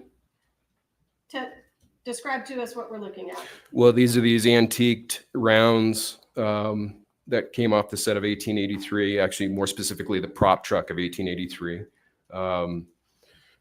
And you can see that they're heavily aged. And this is after each one has been polished with Quado steel wool for about a minute. Okay, that's fine. Yeah, okay. What about this one? Does this one look different? Yeah, absolutely. The case is way too bright. It looks nearly new. And that is an anomaly. I do not believe that came from me because all the rounds were heavily aged. Okay. I'm going to show you what is entered into evidence as State's Exhibit 30. Do you see that? I do. What is that a photo of? It looks to be the same antique rounds, dummy rounds that I provided Rust. Okay. So you provide these to the set of Rust, and obviously there's an incident and Ms. Hutchins dies. Do you then reach out to law enforcement and begin communicating with law enforcement? I do. Why? Well, I think they wanted access to the guns that were on the prop truck near the set of Rust. And there was some text message discussions regarding that. I offered to open the safe to Why did you have a combination to the safe on the set of Rust? I actually didn't until I think the day that I met former Detective Hancock at the prop truck, the day that they executed the warrant. I didn't actually have the combination until Sarah Zachary gave it to me. So Ms. Zachary gave you the combination and you were able to open the safe. I didn't actually physically open it myself. I never went onto the prop truck. Just passed it along Okay, to. what did you do then? Well, I met off to the side with Detective Hancock at the time, and at one point Sarah Zachary was there as well while they were searching the prop truck, and as well as opening and starting to pull guns out of the safe. Okay. Do you recall having a conversation with Detective Hancock where you asked Mr. Teskey to provide information about rounds? I do. Tell us about that. Well, it was one of 2 or 3 times that I went up to the sheriff's department to provide evidence or something that I thought might be of value to the investigation. And upon one of those visits, we were in the interview room and I was just trying to figure out where these live rounds could have come from. And I thought possibly Troy Teskey might have something that was similar. And so I called him while we were in the interview room, and I believe it was being recorded with Detective Hancock right there. And we started the dialogue. And at that point, it went into a text exchange with pictures as well, with at least one picture.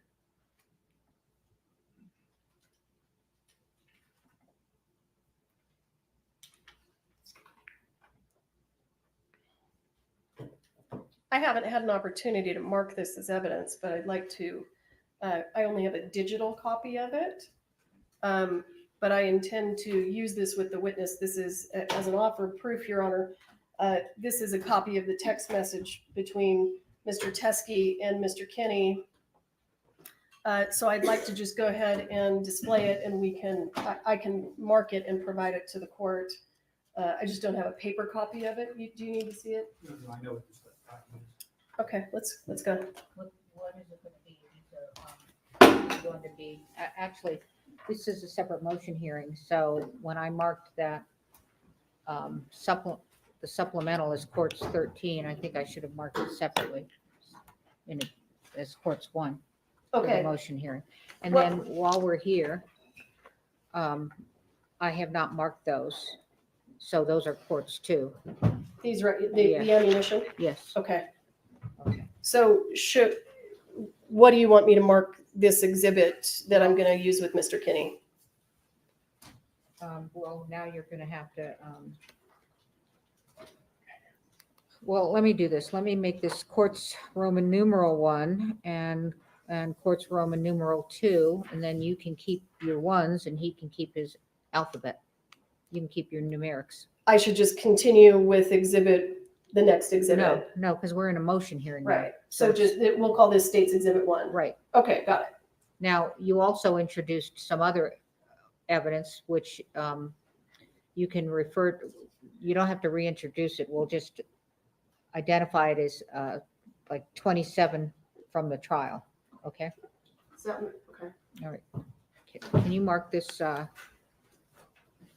you mark that for me? Courts 2, Roman numeral 2. Is there a reason I'm not seeing this on the monitors? Oh, sorry, Brian. Okay, well, he's doing this first. So Okay, sure. Yeah, right there, right on top. Thank you. Okay.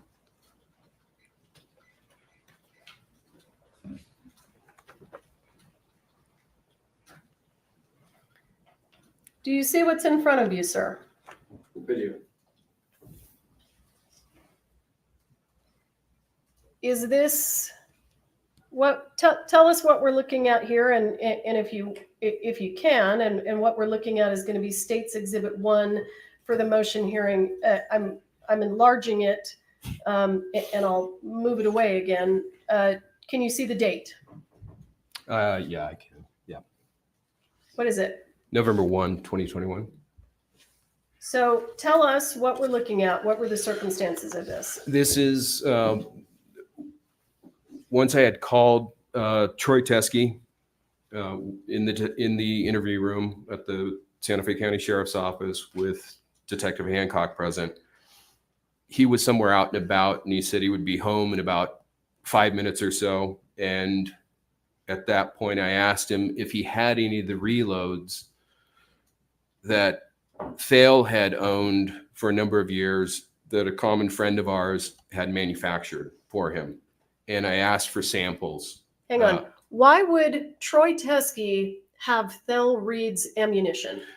Troy used to store Thale's guns and ammunition for him at his home. Okay. So you ask Troy if he has any of the leftover reloads. Correct.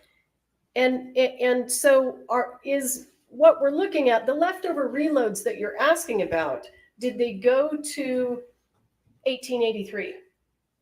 They're the same reloads, but they never cross paths once Thale leaves Bullhead City with the ammo can of 325. That are those reloads. These reloads are some of the ones that Thale left along with his guns for Troy Teskey to store. So these never went to the set of 1883. Absolutely not. And Definitely not a set. Okay, whatever. The Cowboy training camp. Yeah. And did they ever go to you? No.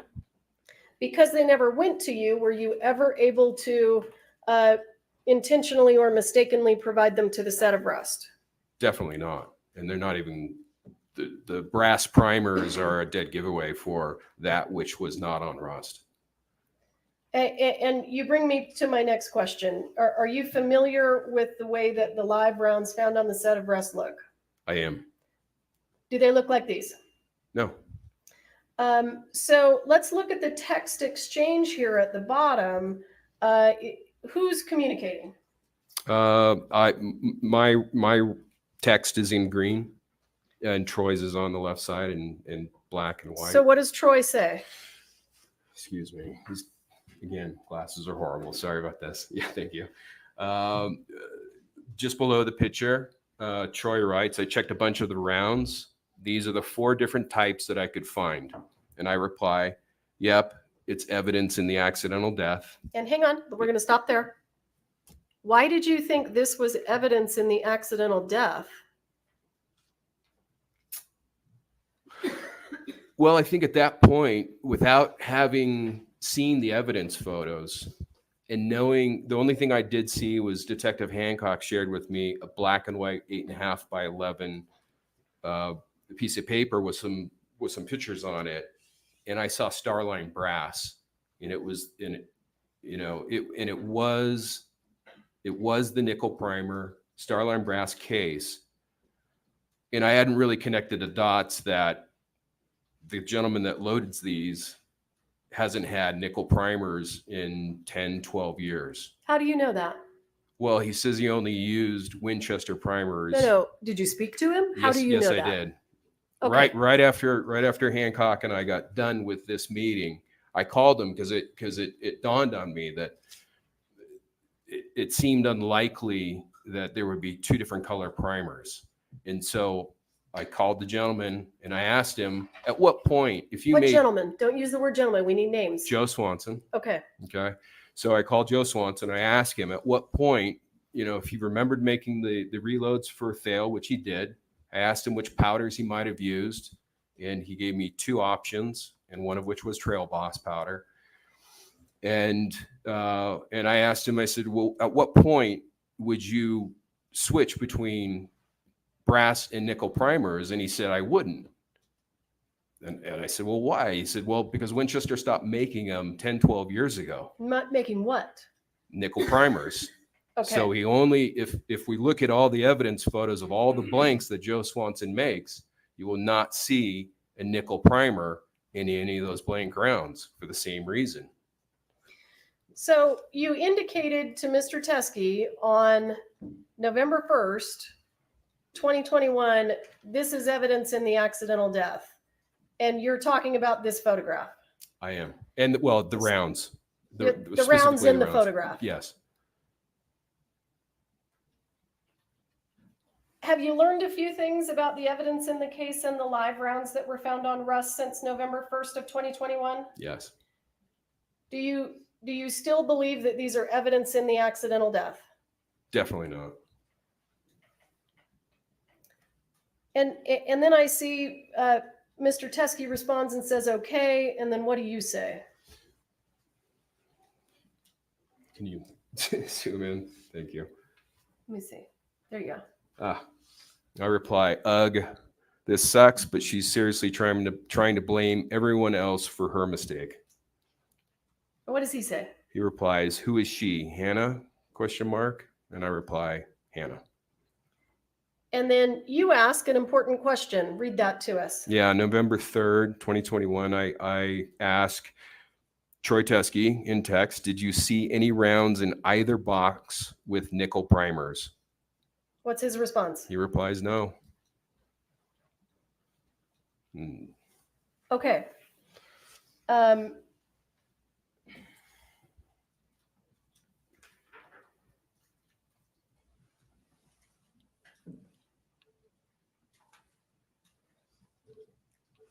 Is that just a close-up of the same photo of the ammunition? It is. And you have testified that this is dissimilar. This is dissimilar to the live rounds that were on the set of Rust. Yes, and from this photo, we can only see that we have 4 different, cases, different manufacturers of cases. The brass primers are obviously a dead giveaway, but what we don't see on the inside is that the powder is different than Rust. The actual powder itself, as well as the projectiles, are different than what was found on Rust. So, Mr. Kinney,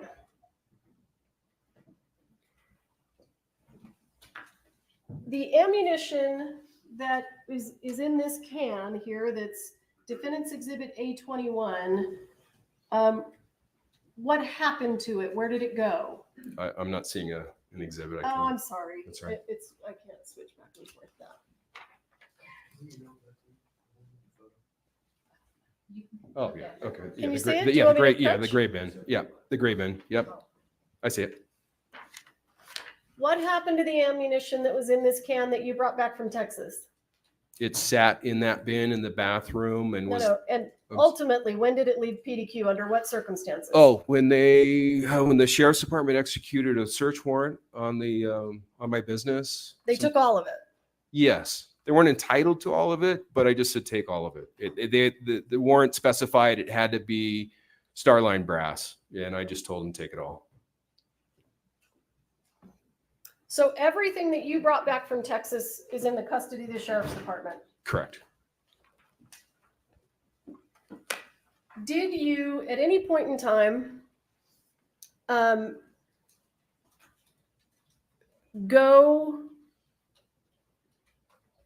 did you ever exchange ammunition with Thel Reader Troy Teskey again after the death of Helena Hutchins?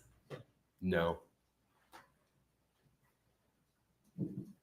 So any ammunition that would be in the possession of Mr. Teskey, is that anything that you have ever had possession of? No. I've only once received 45 Colt live ammunition from someone, and that was Thale, and that on our way headed to Texas. And I hadn't opened the can until we got to Texas. At some point in time, Mr. Kinney, did you have reason to believe that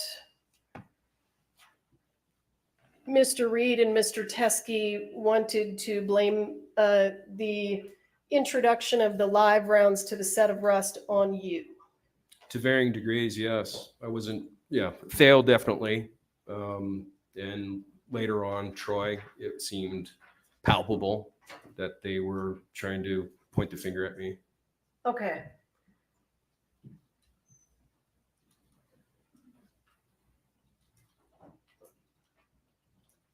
Let me think. Hang on just a second. I just want to make sure I'm done.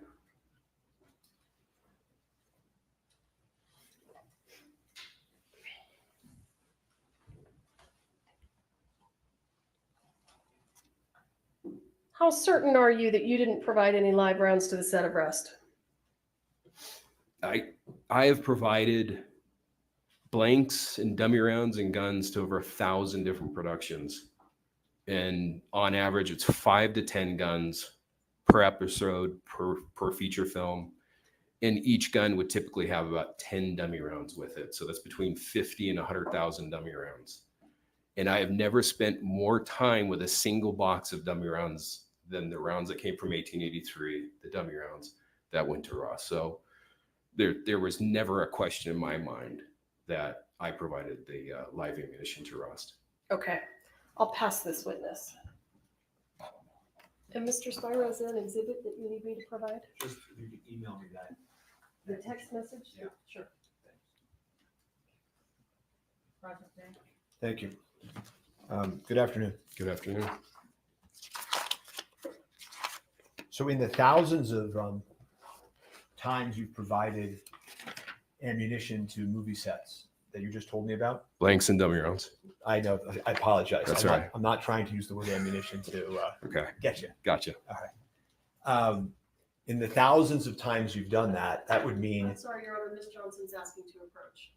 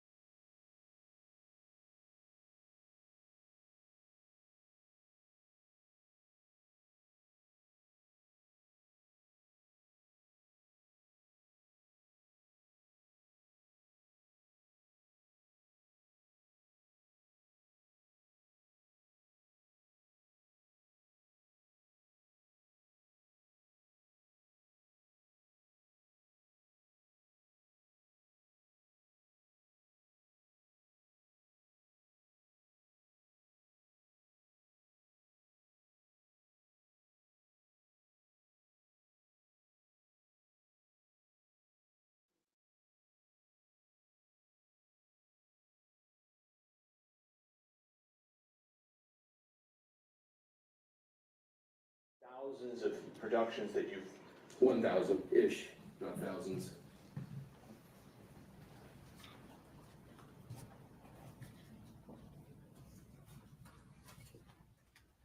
Okay. The 1,000 productions that you've. Oh, you said over 1,000 different productions. Feature films, episodics, Okay. 5 to 10 guns per episode per feature film. or an episode. Each gun would typically have about 10 dummy rounds with it. So that's between 50 and 100,000 dummy rounds. Right? Yes. 5,000. Yeah, that's the math. Yeah. And you were telling this court that of all the dummy rounds in all the productions in all the years, these 50 were the ones that you checked the most. They required the most time because of the antiquing and because that, again, some of them had a muddy rattle. So there was no point in providing a dummy round that had a muddy rattle to set. That's the last thing you want to have happen. And so each one had to ring clearly with the number 2 lead shot inside of it. And of all the dummy rounds on all the sets, these ones had a muddy rattle. No, the ones that were excluded had a muddy rattle. I see. You provided 45 long Colt dummy rounds to the set of Russ, correct? Yes. And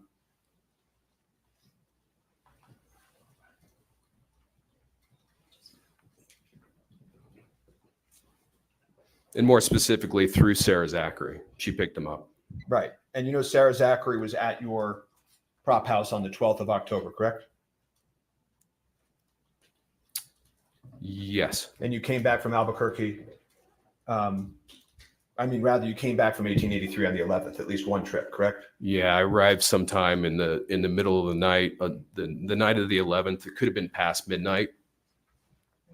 You got to put it on. Okay. Thank you. You arrived the 11th. Night of the 11th. She comes the 12th. Yes. Shooting happens on the 21st.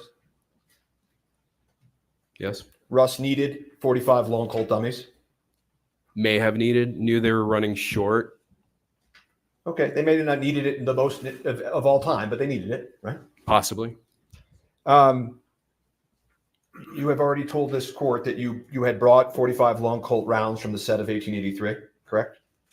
The dummy rounds from the prop truck. Yes. There were also live ammunition on 1883, correct? No. There was no live ammunition on the set of 1883, not on the set of 1883, at the cowboy camp just off the set of 1883. Not even close to anything that was filming.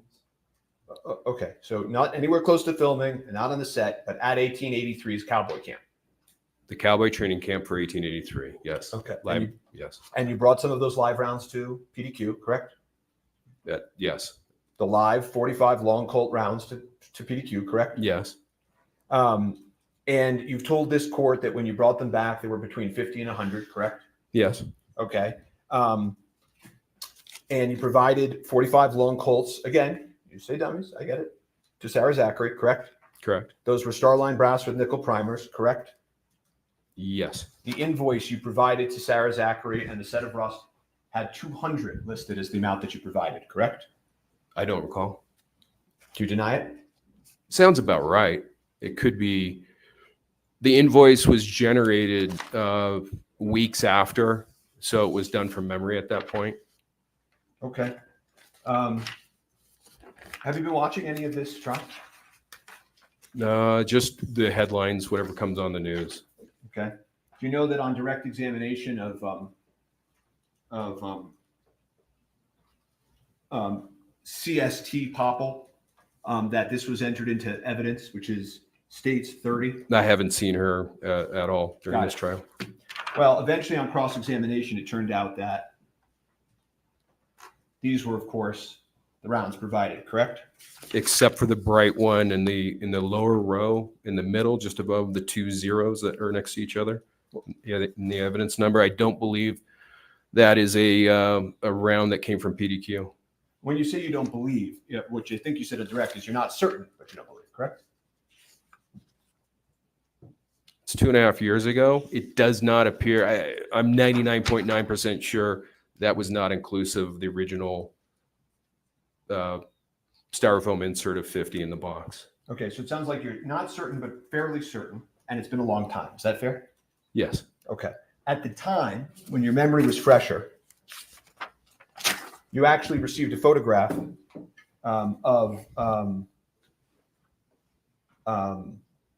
this, and you told Detective Hancock this, and it has a nickel primer, which is sketchy. Correct? Can I don't know what the photograph is. A photograph of what? Did you, in fact, tell Detective Hancock that that picture, that round, was sketchy? I recall saying that, or texting her, possibly texting her saying that, because it was concerning, because it didn't look like any of the antique rounds that I had provided. Right. So at the time, years ago, when you first see this, when your memory was fresher, the word you used was sketchy, correct? I recall that, yes.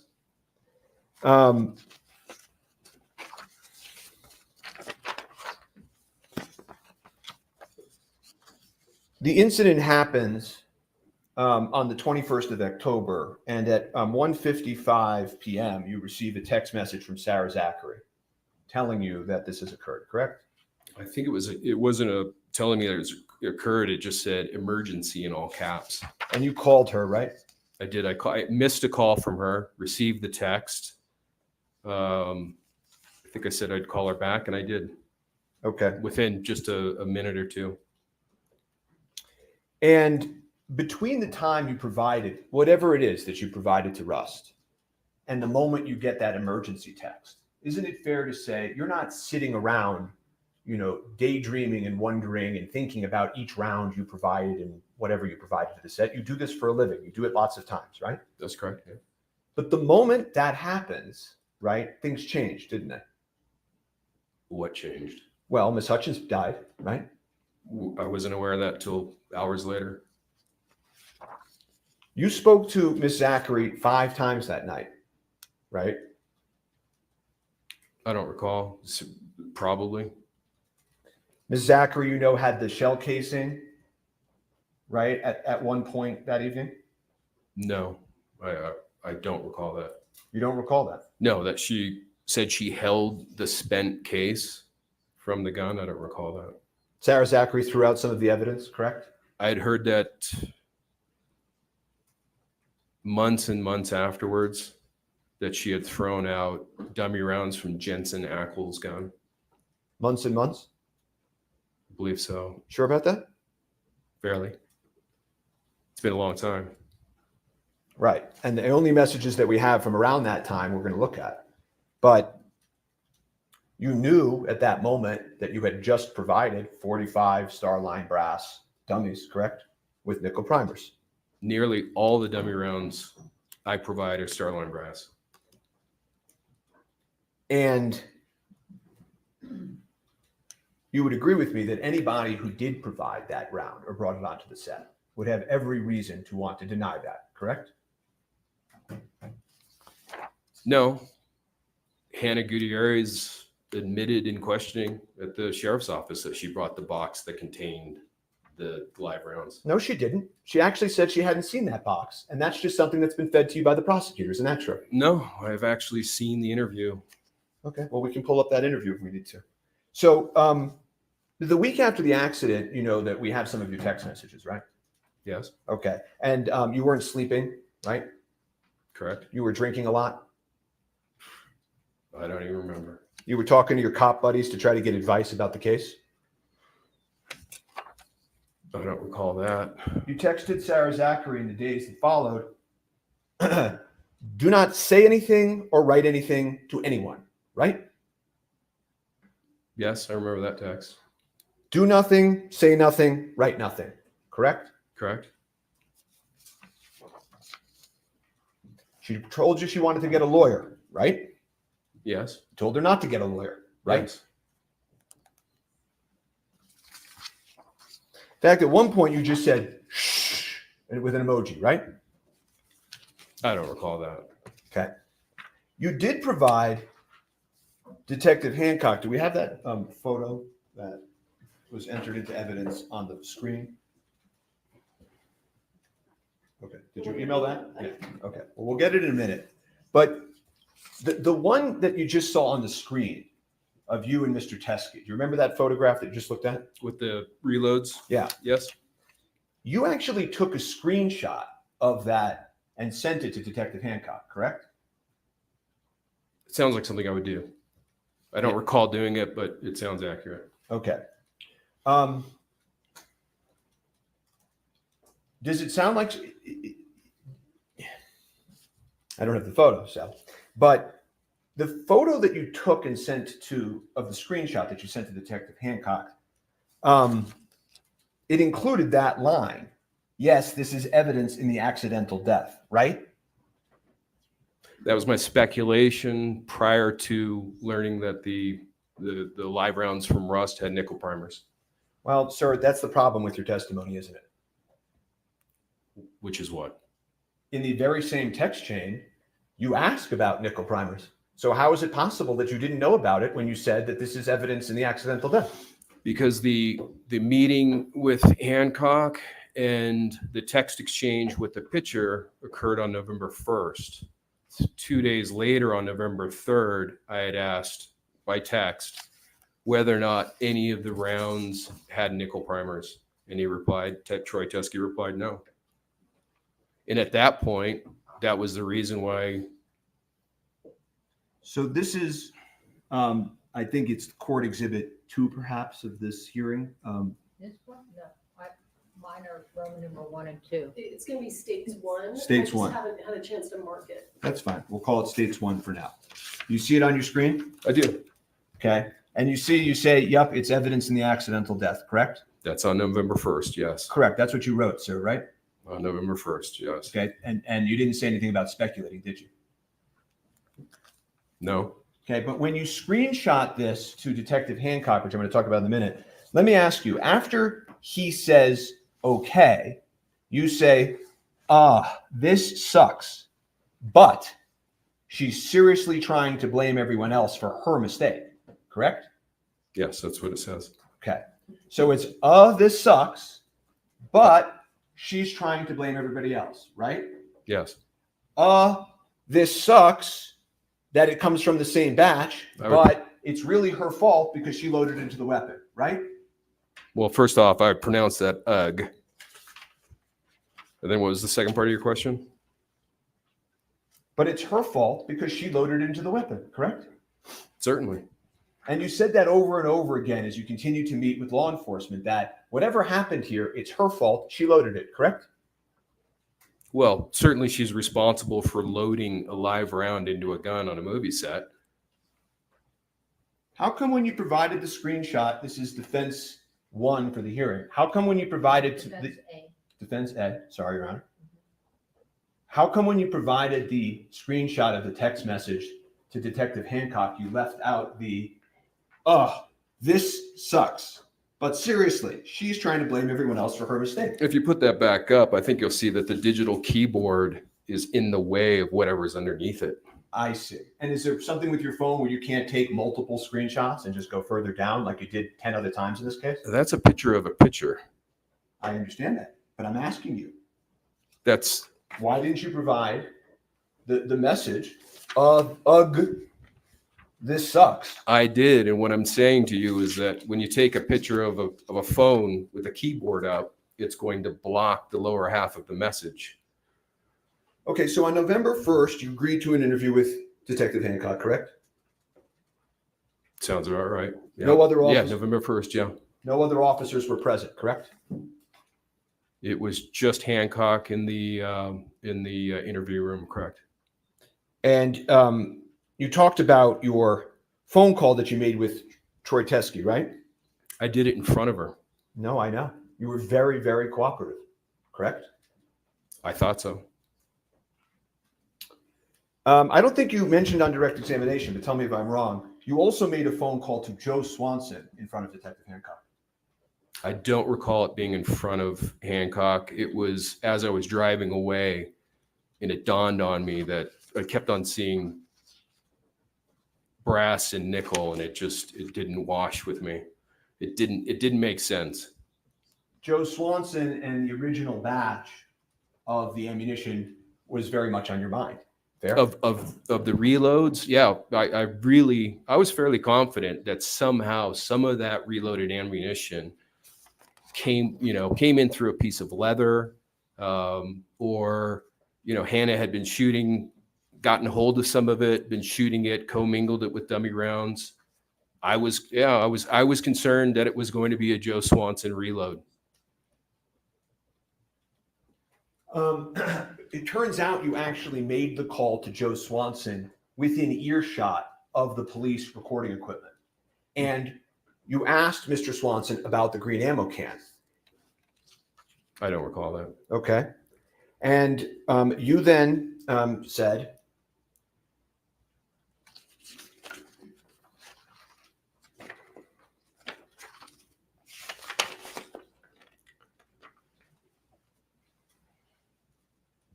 shit. Well, she didn't do her fucking job. Now I recall. Yes. I bet you do, right?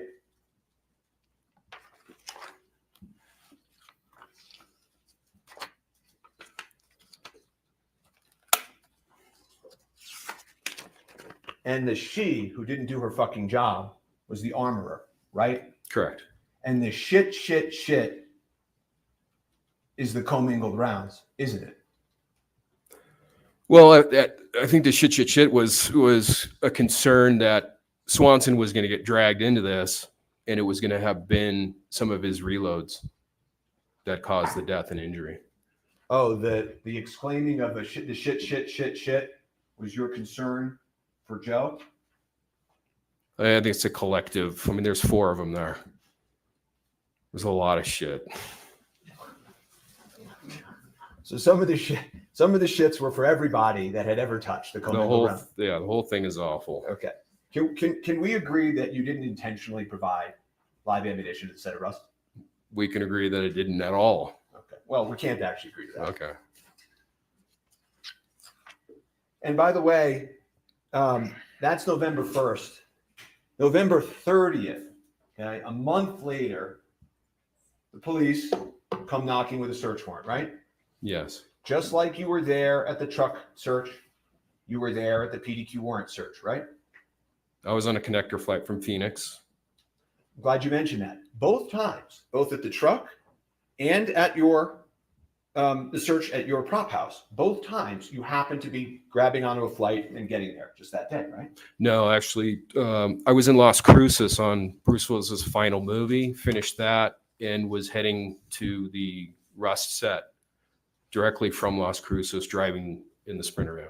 That was after you got the code to the safe, right? I recall that I got the code while driving. So if law enforcement were to have represented in this courtroom that they needed you to open up the safe and that's why you were at the truck search, that's not actually true because Sarah Zachary had the code, they had the code. That whole story about needing you there for the code is pure fiction, right? I don't know that it's fiction. I think it was more along the lines of Hancock wanted to interview me, and also I wanted to be there to assist in any way that I could have with the investigation. So I think they're being cordial in waiting for me to show up. Okay. Back to PDQ. The warrant was signed by a judge authorizing them to search your property, right? I saw that, yes. And when you saw in the warrant that it talked about the reloads in the green ammo can, you actually started to text Detective Hancock, upset with her for including that in the warrant, didn't you? I did.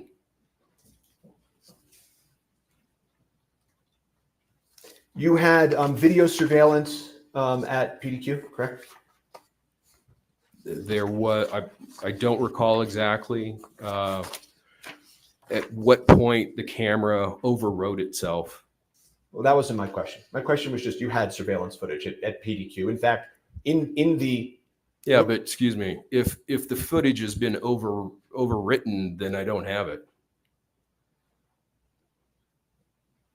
You have surveillance equipment there that records, whether it's overwritten or not. You don't know. Is that your testimony? I have surveillance equipment, yes. Okay. And actually, during the search of PDQ, you were looking at your phone because you have a remote access trying to see the surveillance footage and what it was catching. Remember that? I don't recall that, no. Do you deny it? If I was actually inside the premises, You're inside the premises on your phone looking at the surveillance equipment that you have remote locked into your cell phone. I don't recall. It's But you- possible. Okay. And the testimony you have given this court is at that point in time, right? There's a green ammo can there, correct? Yes. The same green ammo can you're calling Swanson and Teskey about in front of Hancock, correct? He sounds, yeah, roughly accurate, yes. Right. And written on it was the word empty, right? Was it? Oh, on, yeah, black ink next to the silver duct tape on top. Yes. And lo and behold, law enforcement doesn't find anything in the empty can, right? There was tags and office supplies and other things in it. But we know at one point there was ammunition in it, right? Last time was in Texas. Nothing further. Unless the court has any questions for the witness, I don't This have witness anything. is excused. Thank you, sir. Next witness.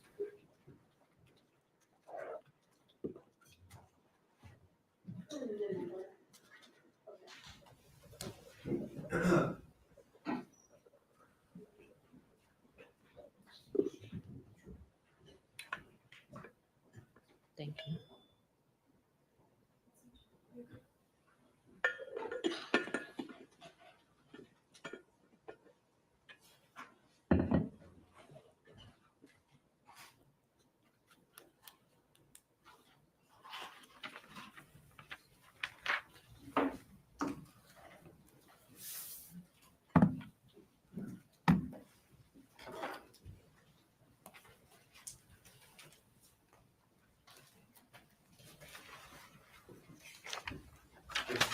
Do you swear affirm under penalty of law that the testimony you'll give in this case will be the truth, the whole truth, and nothing but the truth? Yes, sir. Thank you. Have a seat, talk into the microphone.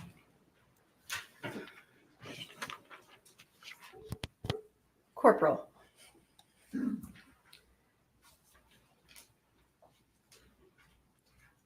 On November 1st of 2021, did you have a meeting with Seth Kinney? Yes. And what was the purpose of that meeting? I don't know the entirety of the purpose of it, but I think it was something to do with ammunition for Rust. And were you provided, or did Mr. Kinney share with you a photograph of ammunition? Yes. And do you recall the photograph? No, I don't. Would you recognize it if I showed it to you? I might.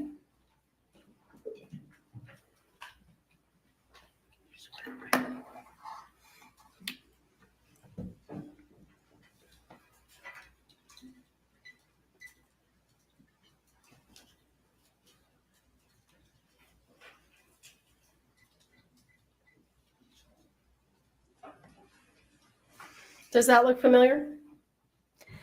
Not entirely, no. Okay, let me show you something else. Would it refresh your memory if you saw the text exchange between Mr. Kinney and Mr. Teskey? Yes.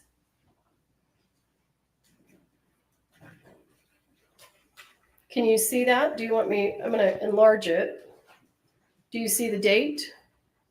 I do.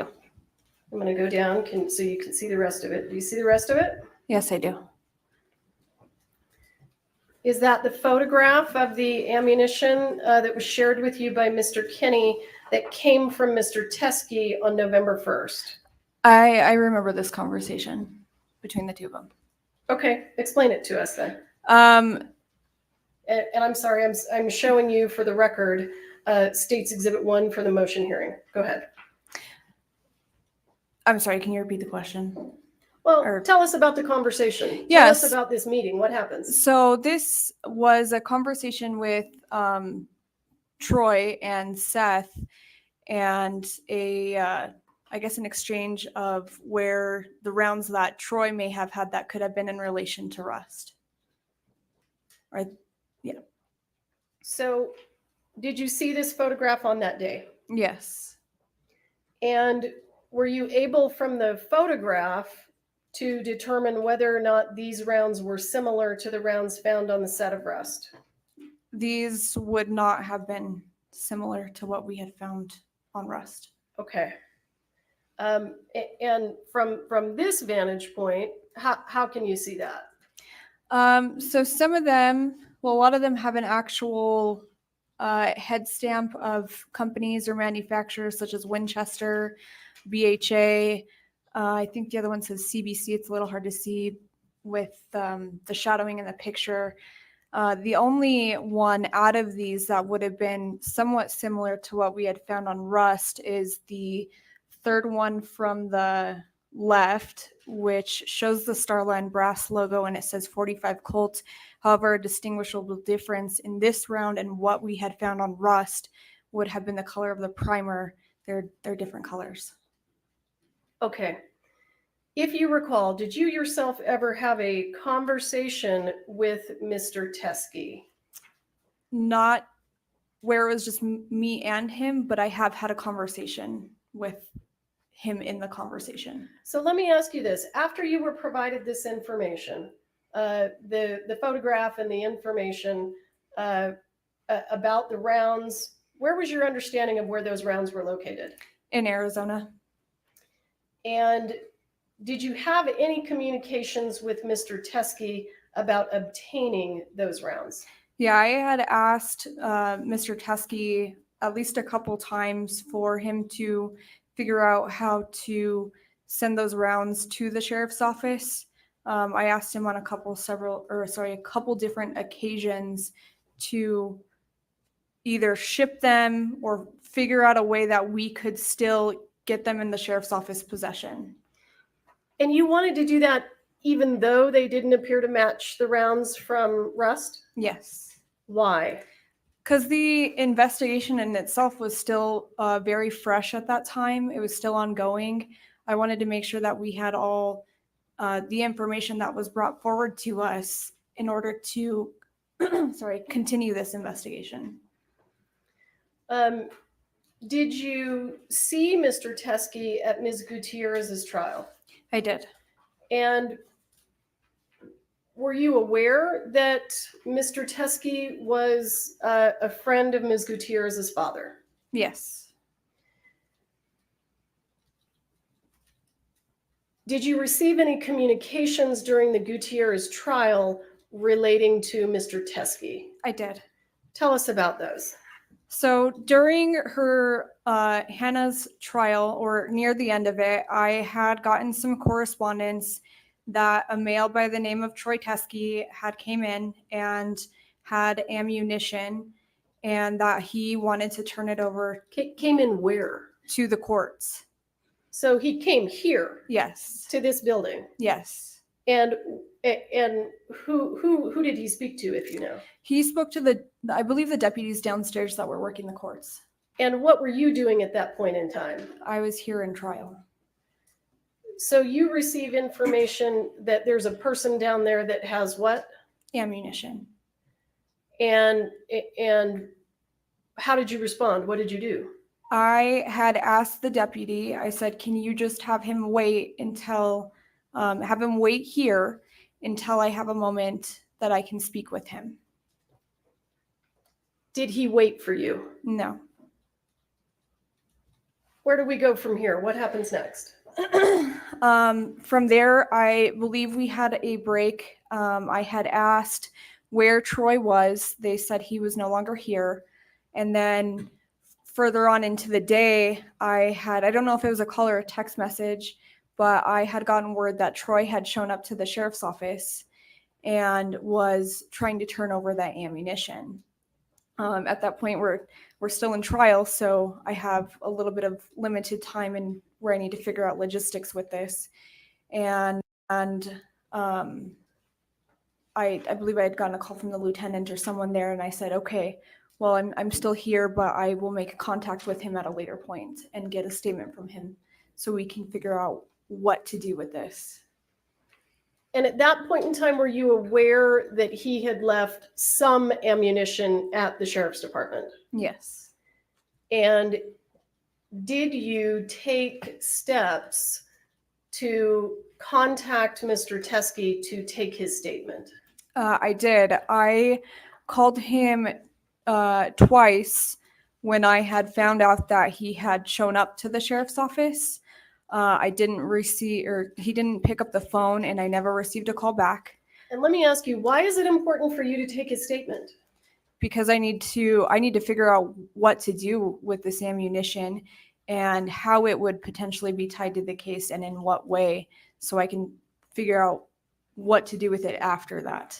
At the time that you are reaching out to him that day, do you have any idea whether or not this is related to the case?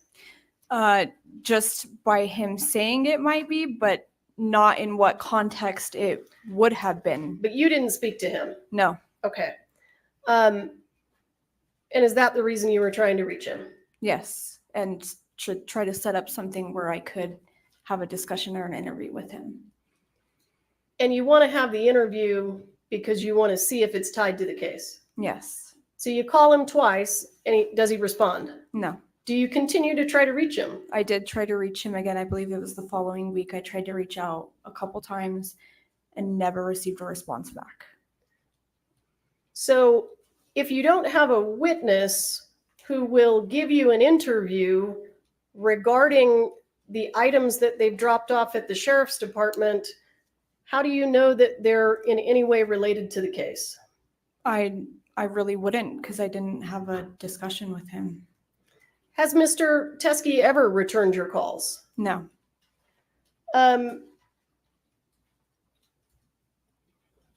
Did you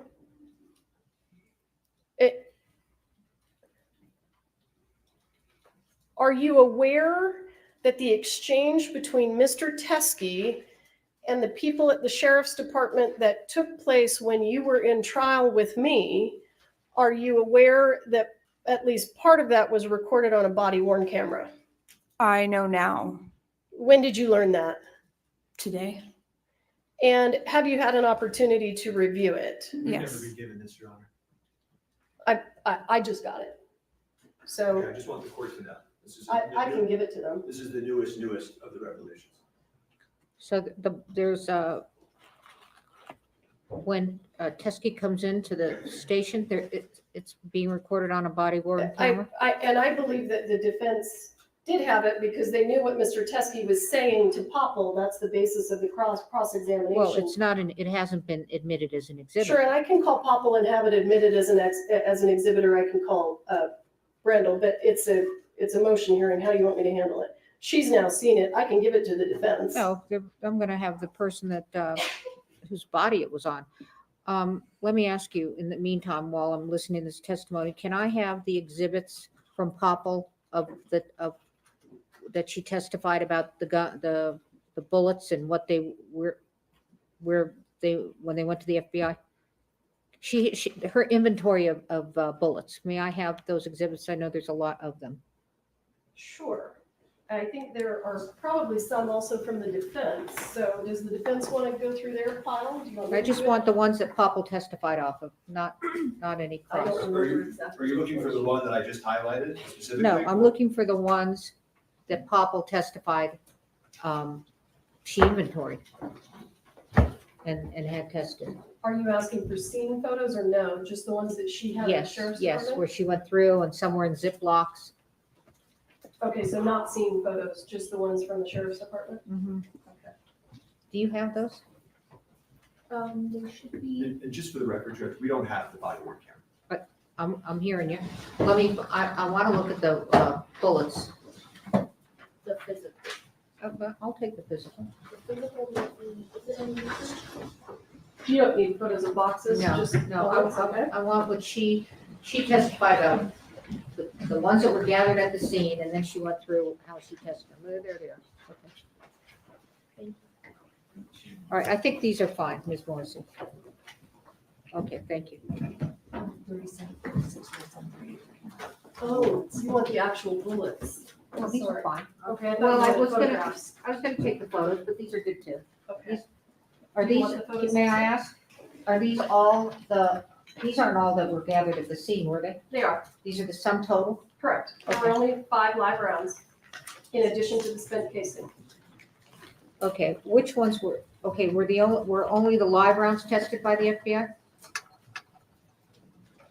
No, there were more that were tested by the FBI. There were dummy rounds that were sent to the FBI that were confirmed to be dummy rounds. Okay, that's what I want to look at. The Do you have dummy- pictures? Do you have pictures of that? I don't think we've had her testify to that. I don't know. Can I have all the exhibits that were entered while she testified? That's the best way to put it. Sure. Sorry to interrupt. No, it's fine. Do you want them from the state and the defense? Yes. Okay, because I'm Do you want to announce what they are? stuck with you if you're gonna give us numbers. Hang on.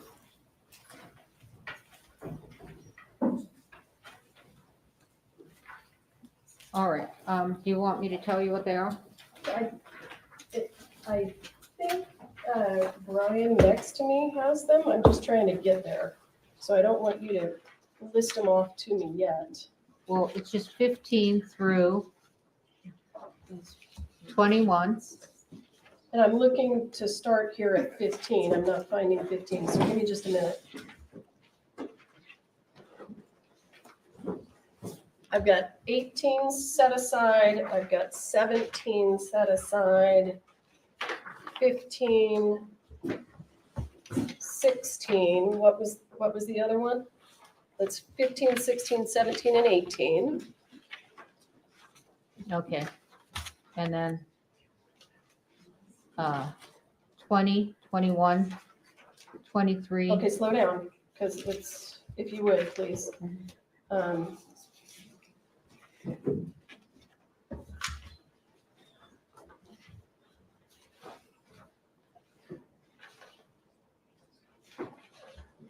What was give me the first number again? We've got a ton of 20, exhibits here. 20, 21, 20 and 21? uh-huh, Okay, hang 23, on, 25. Hang on. This is 20. You want Oh, that? no, I just want the gun. 21 is You the can shot go of the whenever you pew. Yeah, I don't want the pew. I want Okay, what else? just, So here's 10. Do you want that? That's a scene photo. But she testified to it. a scene photo. What do you mean? It's from the set of Rust. It was taken Okay, on the yeah, set. yeah. Okay. Do you want these? This does, okay.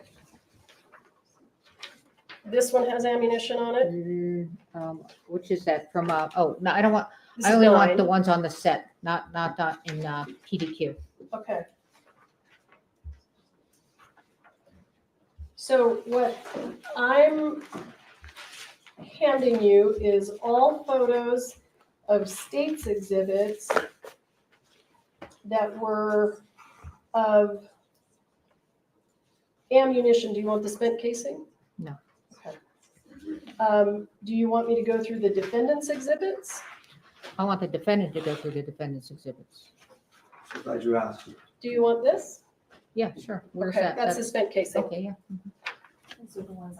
I have them here. There you go, Judge. All right, thank you so much. These are it after all I asked for? Seems kind of thin from what I, You know what? Hang on just a second. Let me go through these real quick.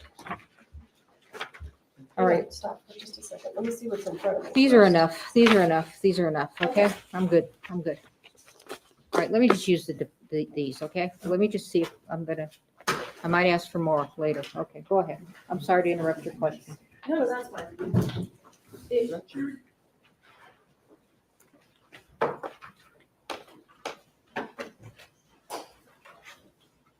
Due to Mr. Teskey's refusal to speak to you, were you ever able to tie the items that he dropped off at the sheriff's department to the set of Rust?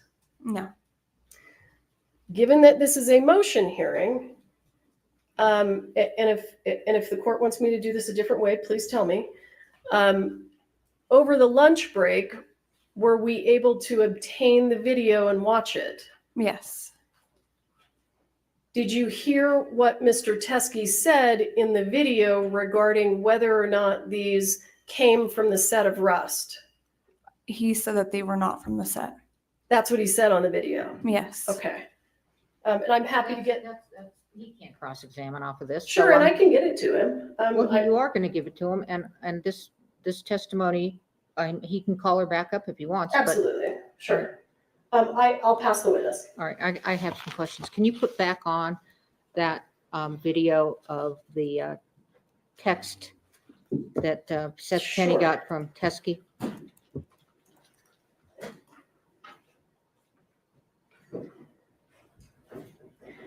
If you guys have a flash drive, I'll give you that video right now.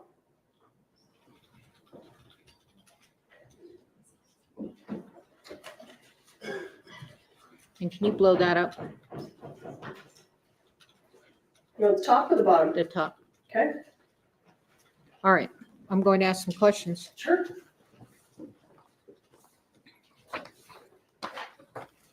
All right, so you testified that that only one seemed similar.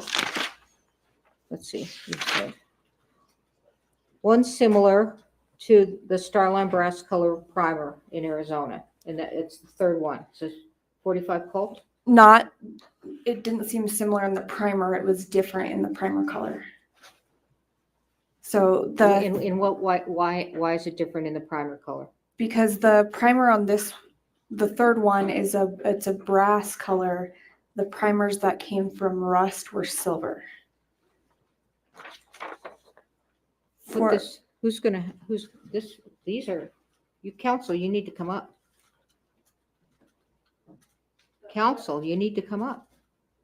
I'm questioning, you're gonna need to see this, both of you. I can see what you're showing her.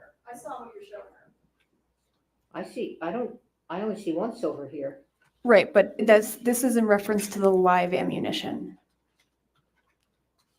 Look, you just testified. Let me just ask this. None of these look similar to the set on Rust, To the live ammunition. to the live ammunition on Yes, Rust. ma'am. Yes, Okay. Your Honor. But it still looks similar to what was on Rust. Yes, yes.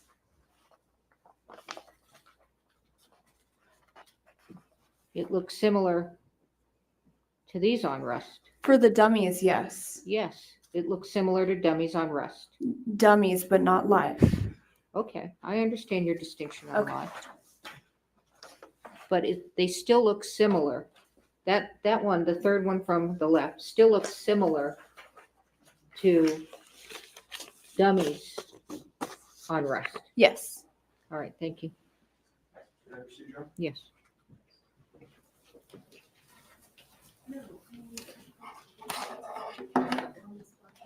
I may not even need the video right now, so we can start without that. All right. Good afternoon, Corporal. Afternoon. When you started investigating this case, you were investigating this concept of sabotage, that there could have been an intentional live bullet placed onto the set. Do you remember that? Not originally, but later on, yes. Okay, and obviously if somebody, I missed the question. Let me just ask it. Sure. So they're not similar to the live rounds. That was not similar to the live rounds, but they were similar to the dummies on Rust. That's correct. Okay, and the dummies on Rust were tested with the live ammo by the FBI. Yes, some of the dummies were sent. Some of the dummies that look like that one on the phone. I couldn't say which exact ones were sent to the FBI. Okay, but you just testified that looks similar to the dummies on Rust. Yes. You didn't differentiate, and that some of the dummies on Rust were sent to the FBI. Yes. Okay, thank you. so at certain point early on in this case, you entertained the possibility that this was an actual sabotage, that somebody could have intentionally placed the lethal bullet onto set, correct? Yes. And you quickly dispensed of that concept, right? I don't think it was quickly dispensed. It was investigated. Okay. And fair to say that if that had happened, that would have been a far different case, right? It could have been. I don't. And so then you turn to the idea of, well, somebody outside of Rust could have placed or been the cause of the ammunition ending up on set. And you interviewed Seth Kenny, I think you told this court yesterday, 10 times at least, right? Yeah, I can't put an exact number, but it was a few times, yes. Right. And that would have been a different case also, right? If he had provided them? In relation to this case or in relation to the past case? In relation to any case. It's hard to say. Well, you were here for investigator, I'm going to do this again, CST Popple's testimony yesterday, weren't you? Yes. And you've had an opportunity to view the 45 Starline brass that came out of this package today, correct? No. You haven't looked at it yet? No. Okay. She was excluded as a witness, I think. And are you aware, as you sit here, that there was 45 long cold Starline brass nickel in the courtroom today from CST Popple? I just found that out today. Okay. So you were here for this testimony in this courtroom. And let me ask you, Ms. Popple, the ammunition that the Good Samaritan, Mr. Teskey, the close friend of Hannah Gutierrez's dad, when that ammunition that he brought into you after the conviction, you still have it? Answer, yes. Question, you can bring it in here and you can show it to the jury, right? Answer, yes. And they can see for themselves that it does not match the live ammunition from the set of Rust, correct? Yes. And that it is obvious. Just when you look at it, it is not. Yes. Remember that testimony that you were sitting here for? Yes, I do. And that turns out to be completely false, doesn't it? You're correct. Mr. Kenny was just here. Did you see him in the hallway? I saw him in passing, yes. You interviewed him, I think you said over 10 times, right? Yeah, I don't know the exact number. 40 plus phone calls, I think. It was a lot. Okay. And we have some of those text messages. And I'm going to put up defense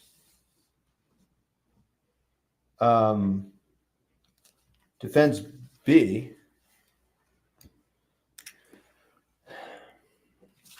On the screen. And it's not working. Okay.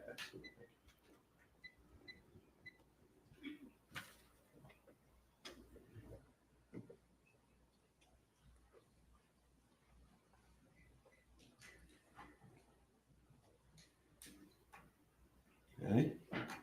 And you see at the top, this is a screenshot that he's sending you, right? Yes. And you see it ends with, yup, it's evidence. Yup, it's evidence in the accidental death, right? Yeah, I can see that. Okay. And he does not include the ugh, this sucks when he sends it to you, right? You don't see any ugh, this sucks on this, do you? No. It talks about how it looks like it's been reloaded. And that's him telling you that, right?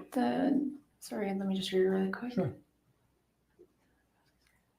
Okay. And you ask a very interesting question, Corporal, that sounds a lot like the question the court just asked you. You ask, do you think it could have come from the same batch since it's a different color, right? Yes. And he says, in writing, in no uncertain terms, I thought the same thing regarding the primer, but Joe has been known to mix different color primers and blanks. So no, still highly likely that it's from the same batch. Did I read that right? Yes. And you had that information in the month following the incident, correct? Yes. Okay. So we're going to fast forward. I'm not going to go through the Seth Kenny story with you today. Okay. Okay.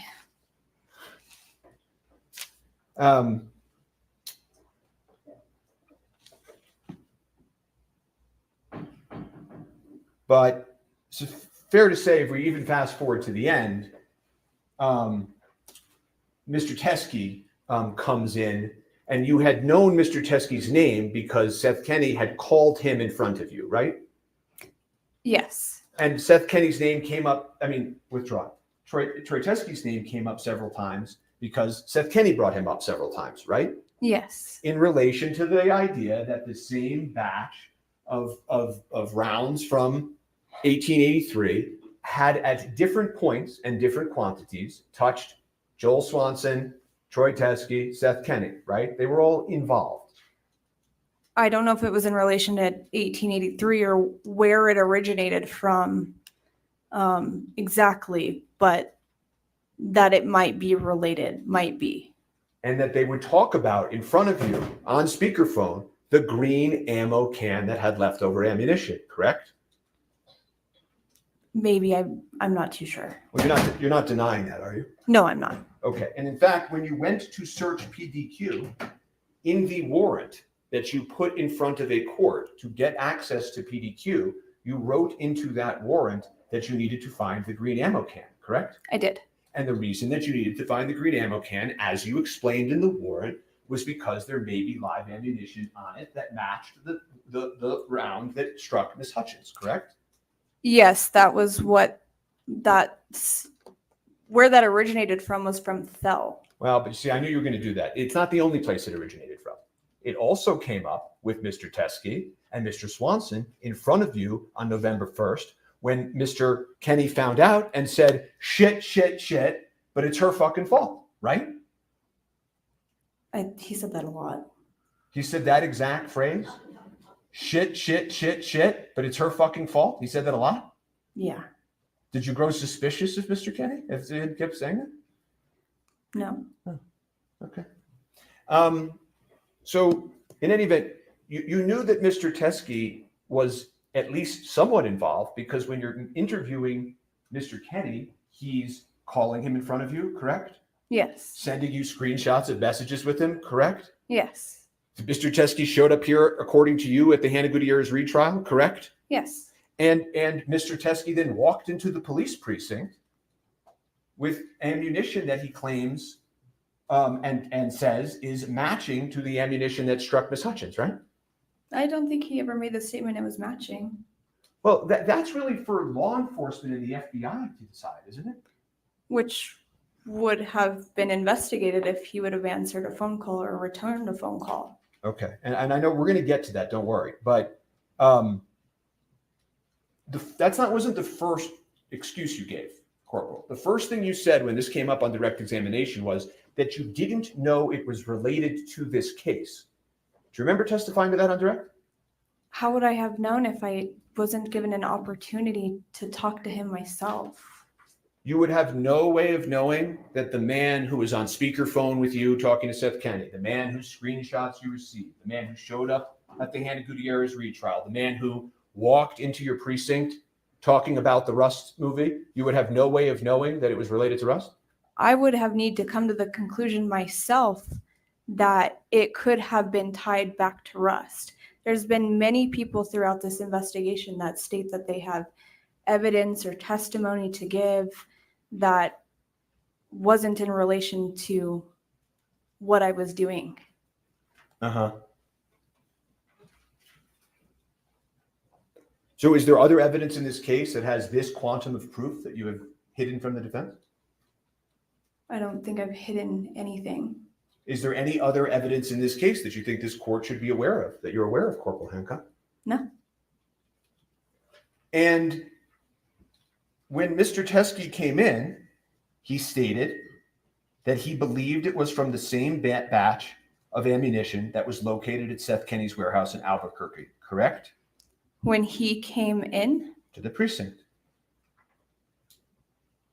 So sorry, I just want to understand this. Mhm. You're saying that Troy Teskey made the statement to law enforcement that the ammunition matched Rust. Correct. Where is that statement coming from? In your own police report. Okay. I'm reading it. Okay, so this That's not my police report. I didn't say it was your police report. You Corporal. just said it was. No, I said in the police report. Just as a point of clarification, can we? Is this an objection or is she just talking? Yeah, you gotta have an objection, okay? I said that, no running things. My Speak. request is that we correct the record with regard to Mr. Spira's. That is statement. not an objection. Okay. What is your objection? I want to correct the record that. he One actually did word. say I'm showing you your police report. He's corrected himself, a police report.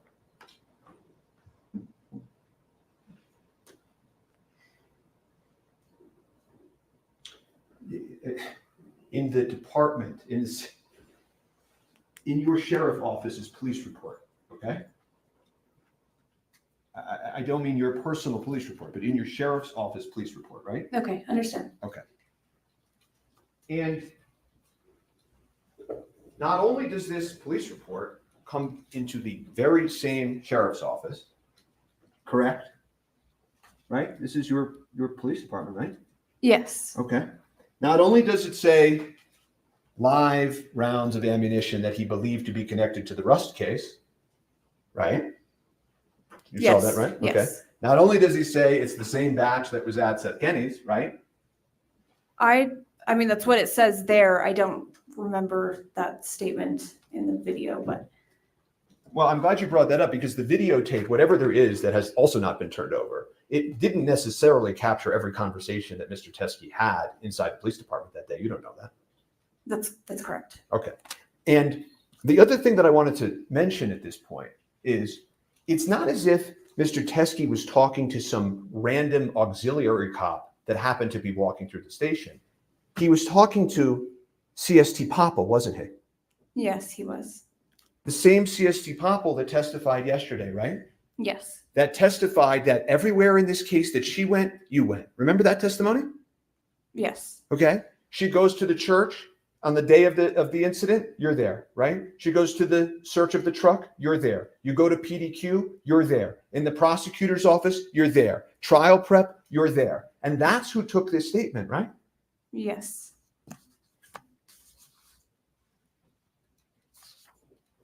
You know, there's hundreds of items inventoried in this case, right? Yes. Every time you inventory an item in this case, there's no matching witness statement, right? No. Right? You pick up there's dozens of items, dozens and dozens of items that you all inventoried in this case that have no matching corresponding witness statement, right?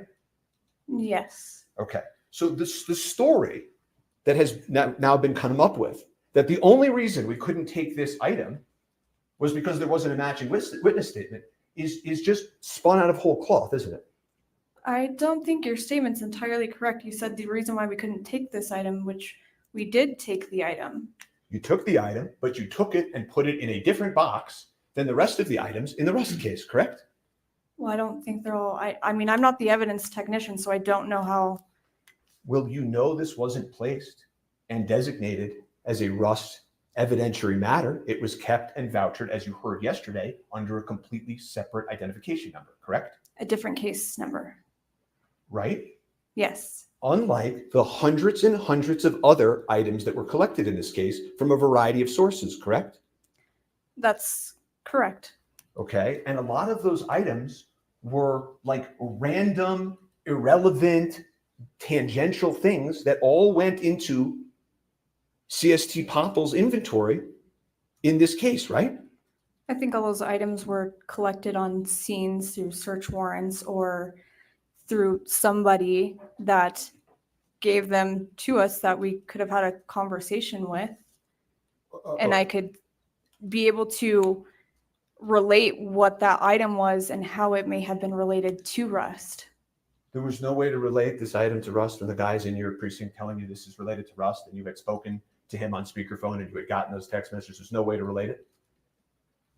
Again, I didn't get a statement from him when he's dropping off this ammunition and didn't see it because I wasn't there when he was dropping the ammunition off.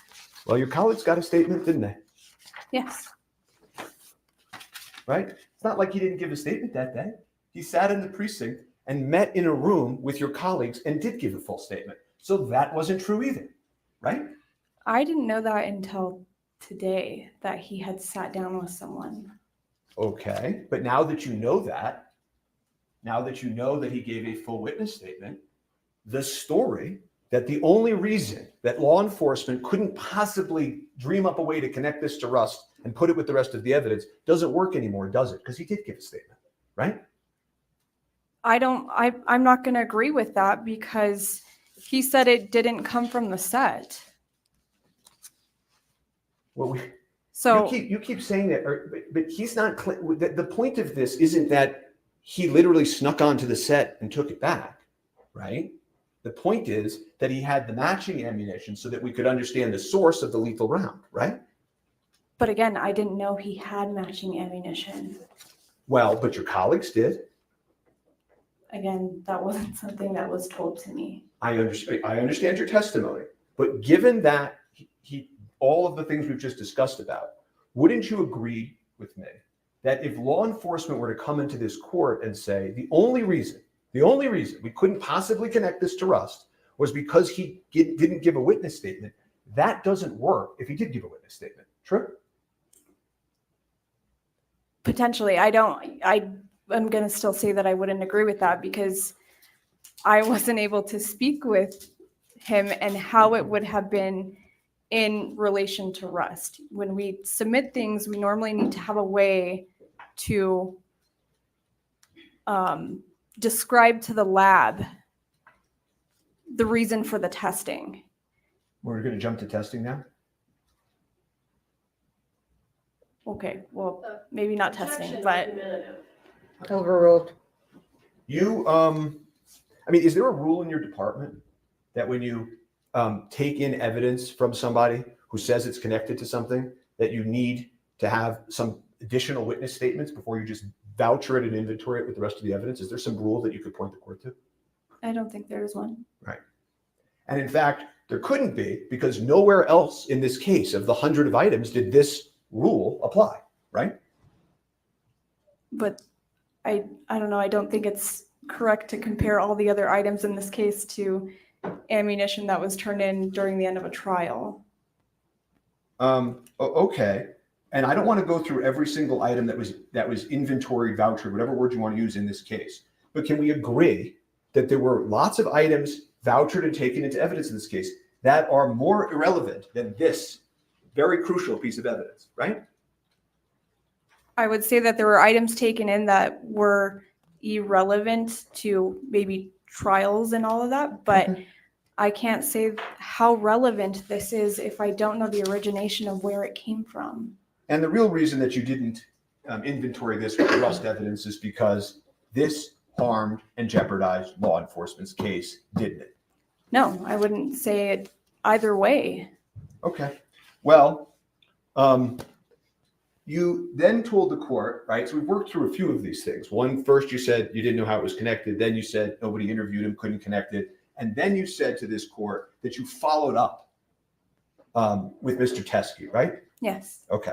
And when you follow up in cases, right, and have all your police reports, you write down in a police report, attempted to contact manager Chi Ho, returned my call, missed his call, voice message, right, in your police reports, right? In mine, that's not mine. In law, I shouldn't keep using the word yours. In the Santa Fe Sheriff's Office, when you all reach out to witnesses, there are often case supplemental reports indicating an attempt to contact someone, correct? It's not a requirement. Okay, did I ask you if it was a requirement? And I'm just answering your question as to, I don't have to say every day and every time I tried to contact somebody. Okay.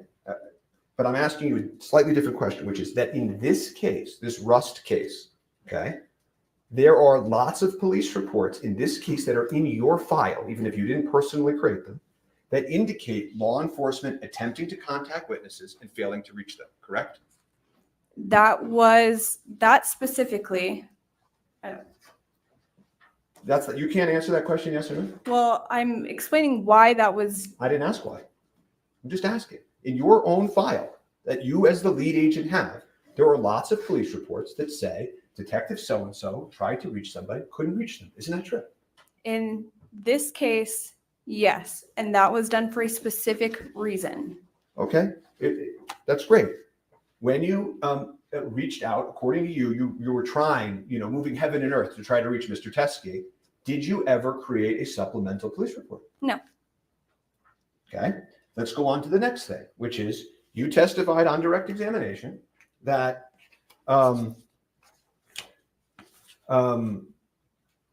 you then, in the weeks, months, whatever that followed, you attempted to reach Mr. Teskey, correct? Yes. Have you reviewed your phone records? For which ones? Are you sure you did that? She I'm- asked you a question. I'm Oh. asking for which phone? Well, which do you have multiple phone numbers?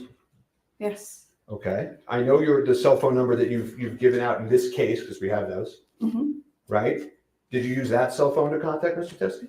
I don't know exactly which phone that I used, no. Okay. Did you use the desk phone? I don't know exactly which phone that I used. Okay, well, there's no phone messages or calls to Mr. Teskey from the cell phone that you used when you were conducting the rest of your law enforcement in this case, or the precinct, when you claimed to this court that you called. Yes, I did call him. No, but I'm asking you a different. Well, let me ask this. Well, you don't know what phone you called from? No, I don't. Okay. Well, there are no calls from you and your cell phone that you used for everything else in this case to Mr. Teskey during the weeks that you claimed you were trying to reach him. Do you know that? Okay, so that's my cell phone? Yeah. Okay. Okay. There's also no phone calls in the days and weeks that you claimed you were trying to reach him from the Santa Fe Sheriff's Office, the 505-428-3700 number. Okay. That's our dispatch number. Okay. There's no messages from any Santa Fe Police Department's phone in his phone records during that time period that you claimed you were trying to reach him. Yeah, but if I call, it's more than likely not going to come up from a no caller ID. That's a no caller ID situation. Yeah. Okay. All right. I would like to see the body worn camera at some time if that's even necessary for this proceeding, and I have no further questions for this witness. Court has, some follow-up questions. So on testimony, I don't know who asked it, but anyway, you understood that Troy Teskey came over to the court and the deputies told him to wait for you, and that when you came down, he was gone, correct? Yes. Okay. I don't know if exactly when I came down, but when I was looking for him, I was told he had left. Okay. All right. And at that point, you were aware it was Troy Yes. Teskey? Yes. Okay. So then you find out that because he couldn't, assuming he couldn't reach you here, he went over to the sheriff's office, right? Yes, ma'am. And when you say today that he did not, he said these weren't from Rust, that's from you reviewing the lapel camera, correct? That they were not from the set. The set, and that's Yes. from reviewing the lapel camera, correct? Yes, ma'am. Okay, and you just reviewed that today. You didn't review it before. That's correct. All right. So when you find out, I assume from Popple, that he was over there and he dropped off the ammo, right? Yeah. But Or- I'm not exactly sure who told me, but Okay. You can't confirm or deny that, you didn't know that he said it wasn't from the Rust set. In fact, the report says that he says it was from the Rust set, correct? right, which I had just reviewed today as well. Right. Yes. But when when you were advised that Troy was there or was there, your understanding was that he was claiming it was from the Rust set. I wouldn't say it was from the set, but it could be in relation to Rust. Okay, so he told Popple it was related to Rust. Yes. Okay, and you didn't go over to the sheriff's office and look at the ammo. No, I was here. Well, I understand you were here, but you didn't there, you said, well, Hannah Gutierrez's trial was over, which I took to mean that it wasn't pressing, but this case was ongoing at that time. Yes.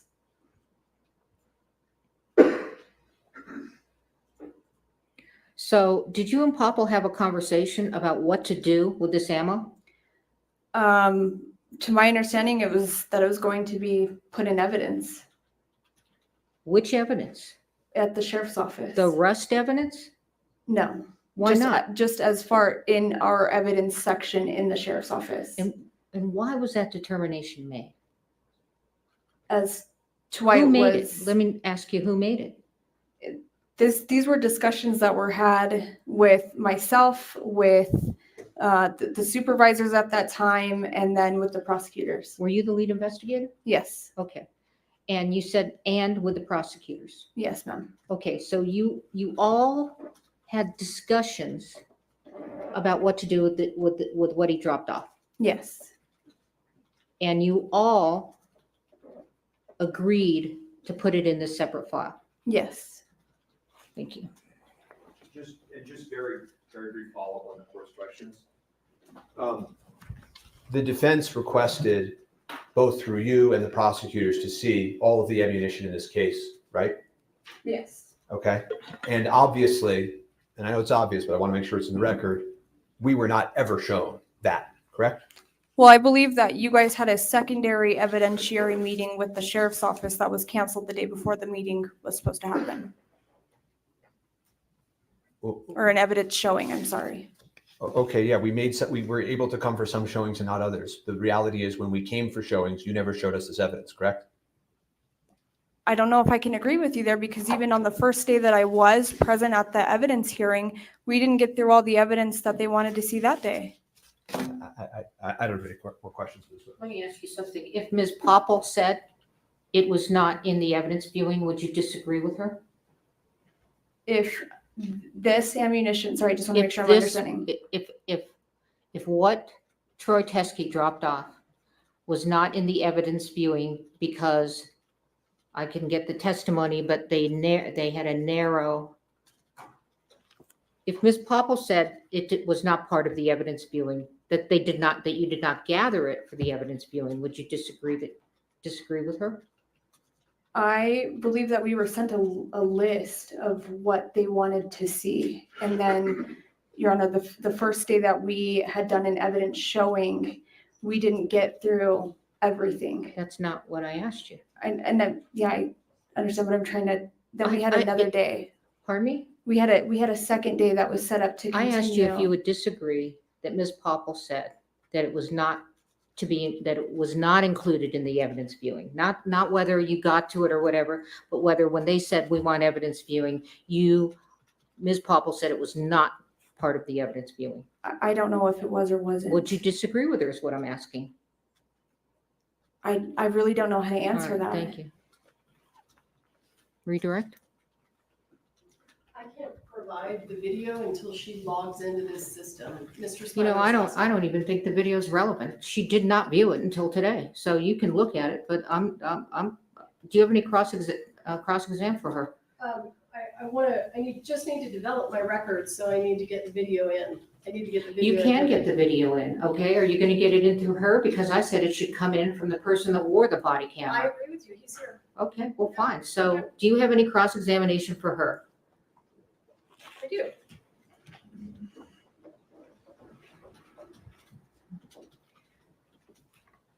Corporal, as you sit here today, do you have any reason to believe that the ammunition that was provided by Mr. Teskey came from the set of Rust?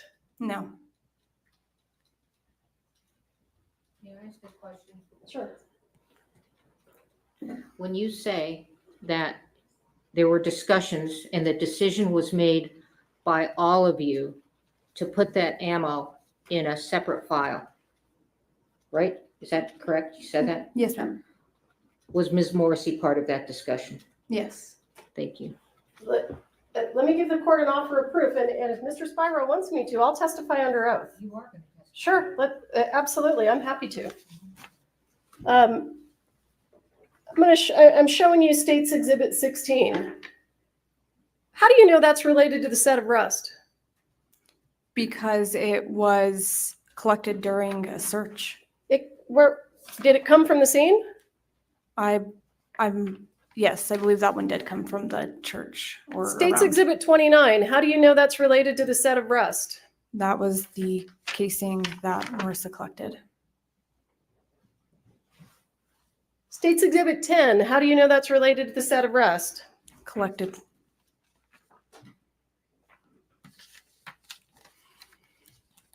All of these photographs and all of the items that are in evidence, how do you know they're related to the set of rust? Because we got them from Rust or during the investigation or some part of the investigation. How of do you Rust. know these rounds were in any way related to the set of rust? I don't. Okay. Let's bring in Randall, if that's his. Are you finished? Yes, I'm sorry. I Witness apologize. is excused. Thank Okay. you. Your next witness?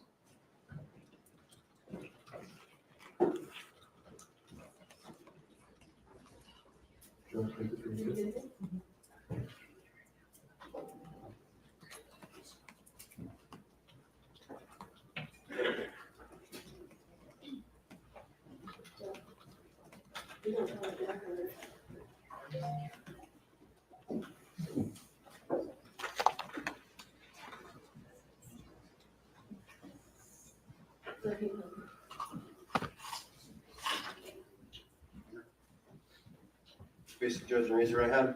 Do you swear affirm under penalty of law that the testimony you'll give in this case will be the truth, the whole truth, and nothing but the truth? Yes, sir. Have a seat, talk into the microphone.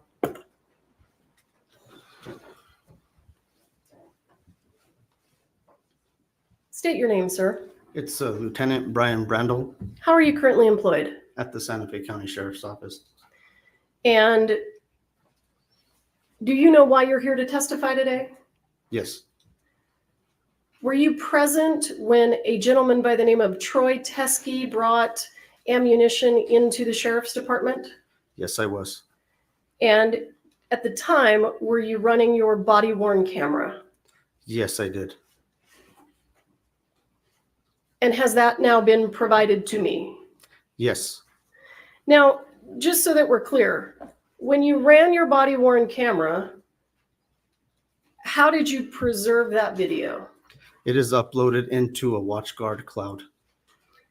And when you upload them to a WatchGuard cloud, do you link them to a case number?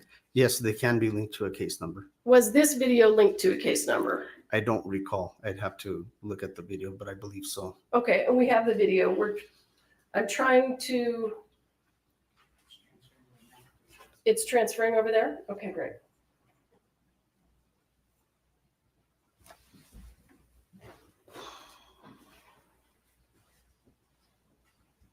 Okay.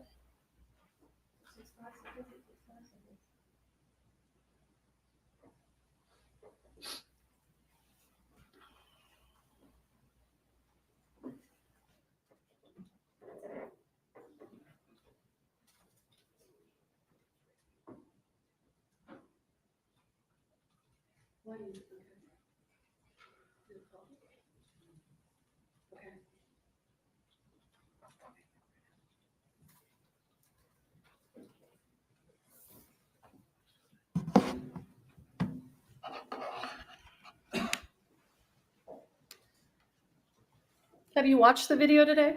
Yes. Did you watch it with me? No, I did not. I have no idea where it is now, so. Well, we're gonna have to mark it before we publish it.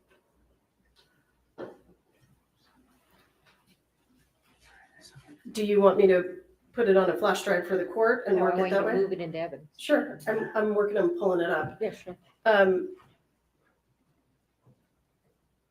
Do you know the date that this was recorded? I believe it was March 6th, 2024.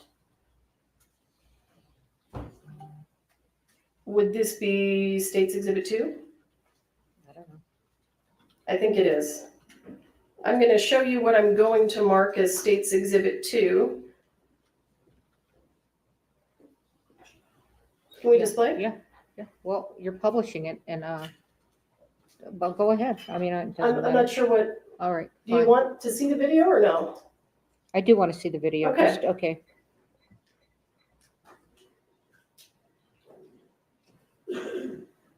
Does that look familiar to you?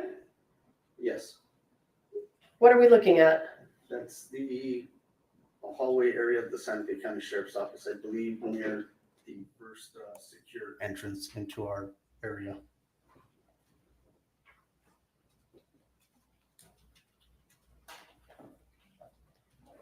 Is there a reason that we don't have volume? It does have a pre-record, that's just audio, and at the time when I initiate the activation, then it has audio. And to be correct, I was in the hallway headed towards that area. No, where it's a why secure- don't we have audio? Does it take 30 seconds for the audio to come on? It's when I activate it. So I believe it is set to a 30-second pre-video, and then once I activate the camera, the audio It will comes kick on. on, okay. Yes.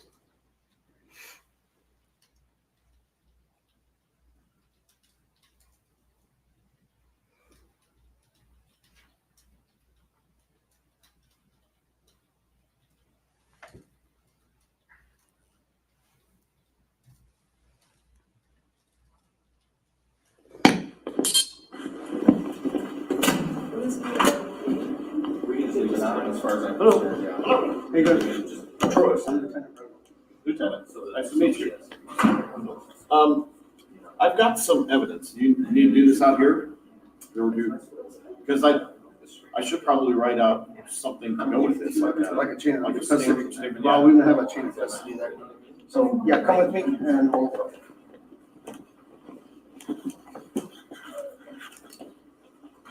That's my wife. Hi. That's Becky. Are you okay with that? Yes. Thank you. Where was Marissa? Went back to her area? There he is. Oh, Thank thank you very much. Thank you. Just so we have like a chain of custody. Where we go? Wherever you want to go to get the evidence. You can go to the interview, it's fine. Sure, I can fill out a statement or something, witness statement. What I was, I'm a witness, I'm called here as a witness Okay. to the Gus trial. And I live in Arizona, so it's a long way, Right. and I wanted to. Lucky. When I got to the trial, they said, at the last minute, he said, okay, I want you to testify. No, I was supposed to bring some evidence. And then they didn't want the evidence. Okay. Well, I don't wanna walk around with this evidence forever. That's fair. Whether you guys use it or not. Yeah, I don't care what you do with it, I just don't want to have it. That's okay. And they're 45 cartridges, like, They're from the set? no. Okay. No. You want to know the details? Could you hear what the gentleman said? Yes, Was he asked if they were from the set? yes, What was his response? no. Or do you want me to Well, write it down? let me start with, what is your name, sir? Troy, well, that's a great start. Troy what? Troy Teskey, Can you spell it for me? T-E-S-K-E. I've got all kinds of identification. You should see it, I'm a And were you getting called by retired police officer. the and- defense? Okay. But they didn't end up using it. Okay. Here's my police ID. And then I'm also a judge. You need to see that. Sorry. Move down. Okay, so they were gonna have you bring 45 rounds? Yeah, and at the last minute, They talked to The her, defense. him on the phone. They were good and said that they're gonna have somebody pick it up from Rosa, which they never did. Okay, so he brought it out here just in case. Becky, this is my story. Okay, but get it out. I don't want it anymore. Sir, do you recall this conversation? Yes, I do. Do you know when Mr. Teskey is talking about being called as a witness in the Gutierrez trial, do you recall which side he was being called by? I only learned that when he identified that. What speaking side? down on the defense side. And when he said that he brought ammunition, but they didn't want to use it, was he referring to the prosecution or the defense? I, Do you have any basis to know that? If he doesn't, I'm assuming he'll tell me. believe it's the defense. Anyway, yeah. All right, I want to go. They told me to, the defense attorney said, hey, why don't you bring those rounds? And I thought, and 2 times, Hancock and then Morrissey. Hancock first said way back on November 5th, and November 5th of 2021, which was a week after the shooting. Seth Kinney called me, you know Seth? Everybody seems to know Seth here, but Seth, he was a friend of mine, and Seth Kinney called me from Hancock's office. She was a detective at the time, and he said, "You're on the record. I want to know what's going on with you, because I have these rounds from. It's the same batch. They came from Joe Swanson. Okay. You know him too? Yeah, I know of him. Everybody. That's I've awesome. dealt with his case a lot. Okay, well, that's perfect. You're the perfect person to what's your first name? Marissa. Marissa? Oh, Yeah, I apologize. I'm the crime scene technician. all right. Well, I better jot that down. But Yeah, I I can have give you some my good card. notes on it. So my big concern was having these. They said, "Oh, okay." I said, "I have these rounds. I have a batch, a whole bunch of rounds." Okay. Or a bunch. And then they I said, "Well, you probably don't want me to send you the whole batch. You want me to just pull something out and send you a picture." So I took a picture with my phone, sent it to Seth, and he was in the office with Hancock. They looked at it, and Seth said, "Yep, this is evidence from the accidental shooting." And when you Yeah. say they're from the same batch of Yes. live rounds? Yes. Okay. It's if you know the case, Bell Reed had a whole bunch of live rounds, Yes. and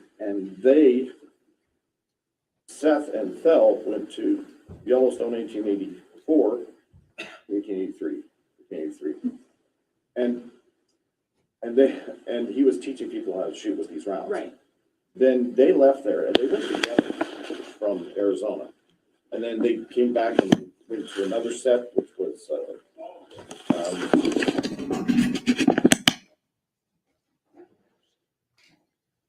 Sir, why does your video end there? Because I walked out of the interview and was attempting to, or I did contact Detective Hancock to see who this individual was and why he was there turning in evidence like he called it. Okay. Did you know what it was evidence of? He'd mentioned that it was tied to the Rust case. Well, did he say in the video that it was not from the set of Rust? No, You didn't hear him say that? I don't recall him saying that. Yeah, I stopped it and I asked you what he said. Do you Oh, I'm remember sorry. giving that testimony? Yes, I'm Okay. sorry, yes, So the gentleman said on the video, it was not from the set of Rust. yes, Okay.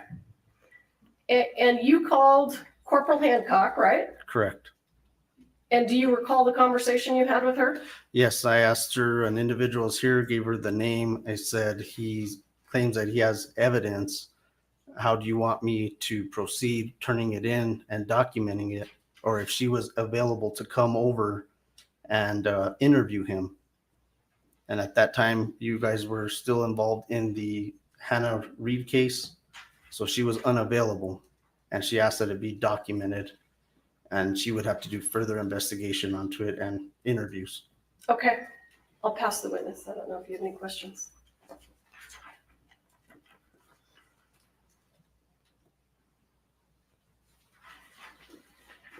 I have a few questions. Do you want me to disconnect? Do you want me to leave it here? You don't need it? Okay.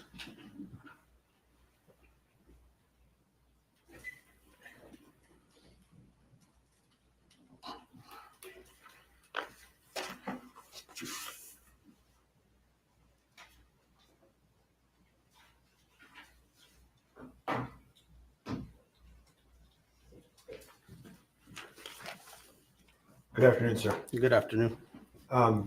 The witness that was in the precinct told you he was a retired police officer, correct? Yes. He offered to make a statement multiple times, correct? Yes. Told you he was a witness multiple times, correct? He did mention that. Told you he had evidence multiple times? He did call it evidence, yes, but we had to confirm that it is in fact evidence, which is why I relayed to Detective Hancock that she needed to conduct an interview with him. And what did Detective Hancock say on the phone? Tell me everything about that conversation. They were still at the trial and that she would follow up with him and the evidence as well. And that would have really messed up the trial, right? If they had taken that evidence and vouchered it and let anybody know, right? I'm sorry, rephrase that? That would have messed up the trial, right? I don't believe it was used in the trial because it was never collected on our investigation. And when Ms. Popple comes into the room, or when your camera comes into the room, she says, I've dealt with this case a lot, right? Yes. And Teskey says, you're the perfect person, right? Yes. And it was obvious from the conversation that Ms. Popple knew who Joe Swanson was, who Seth Kenny was, right? Yeah, she was familiar with them. Yeah. And that interview of him continued, correct? I believe he was speaking on his own accord. We weren't conducting an interview. He was just there to turn in the evidence that he claimed he had. Oh, that's not that. So that's your testimony, sir, that if law enforcement is sitting with the witness and the witness is giving information and law enforcement's asking questions and the witness continues to give information, that's not an interview? Law enforcement wasn't asking questions. That was our crime scene tech. No, not a single question was asked in that entire body cam? I don't believe that I asked a question pertaining to the case other than believing it was evidence that was already part of the Hannah Reed case and there was already a chain of custody until after he began disclosing where the evidence came from. That's when I learned that it wasn't actually part of that investigation, or it wasn't collected by our agency. It wasn't our actual evidence that was collected. Right. And you I don't have all of your police reports for all of your cases every time you get evidence, right? But fair to say sometimes evidence is developed by people coming into the precinct and turning in evidence? Correct. Yes. Okay. And you write in your report, it should be noted that this is not actual evidence. That's what you write in your report. I believe pertaining to our initial investigation. It should be noted that this is not actual evidence from the death investigation collected by SFSO detectives. That's what you wrote, right? Correct. And it wasn't collected by our detectives for the investigation. The initial investigation. I don't understand that. Can you explain that to me? So the evidence that was brought, I was indicating because we didn't know if it was tied to the investigation. And Detective Hancock asked that we tie it to a separate case number until further investigation could be completed. So I didn't want someone or anyone to assume that it was actually evidence that we collected tied to this investigation. And so that was at the direction of Detective Hancock? No, that I wrote that on my own accord. Well, you may have written that sentence on your own accord, but I think as you just testified, Detective Hancock, who was at the courthouse with Ms. Morrissey at the time, directed you to put it under a different identification number, correct? Correct, pending further investigation. Okay. You were involved, actually, you're copied on some emails with evidence viewing in this case. I believe so, yes. Right. You have no reason to believe that law enforcement ever showed this evidence to the defense, correct? Correct. I have nothing further for this witness. Any redirect? No, Your Honor. All right, this witness is excused. Next witness? I don't think I have any other witnesses. All I'm right. happy to provide information myself. All right, we're going to take a bathroom break and we'll be back in 3:30, okay? Or 3:25, okay? Thank you. We're in recess.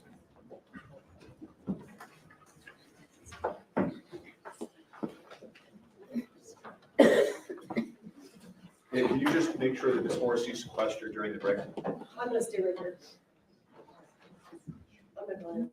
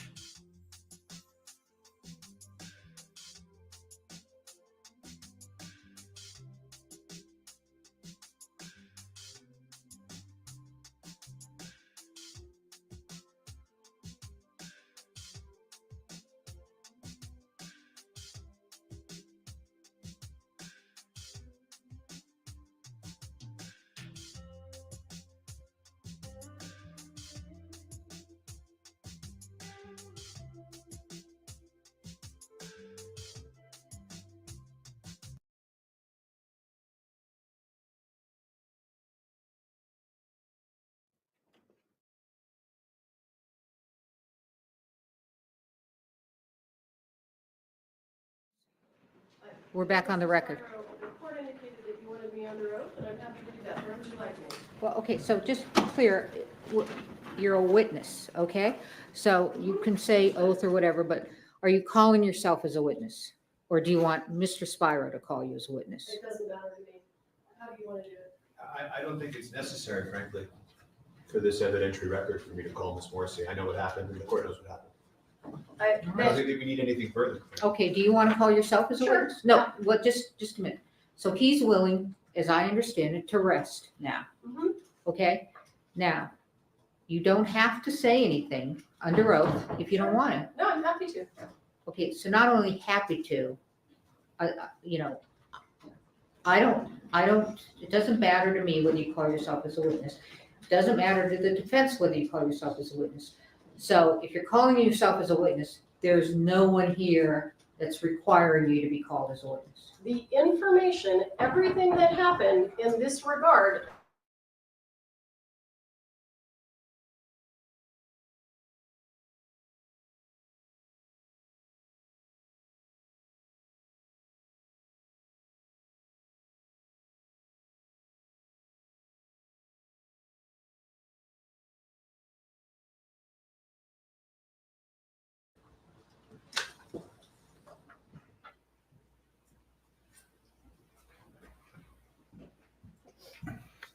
All right, Ms. Morrissey voluntarily calling herself as a witness without any requirement by the court to do so, or Mr. Spiro asking her to. Please raise your right hand. Do you swear affirm under penalty of law that the testimony you give in this case will be the truth, the whole truth, and nothing but the truth? I do. All right, go ahead.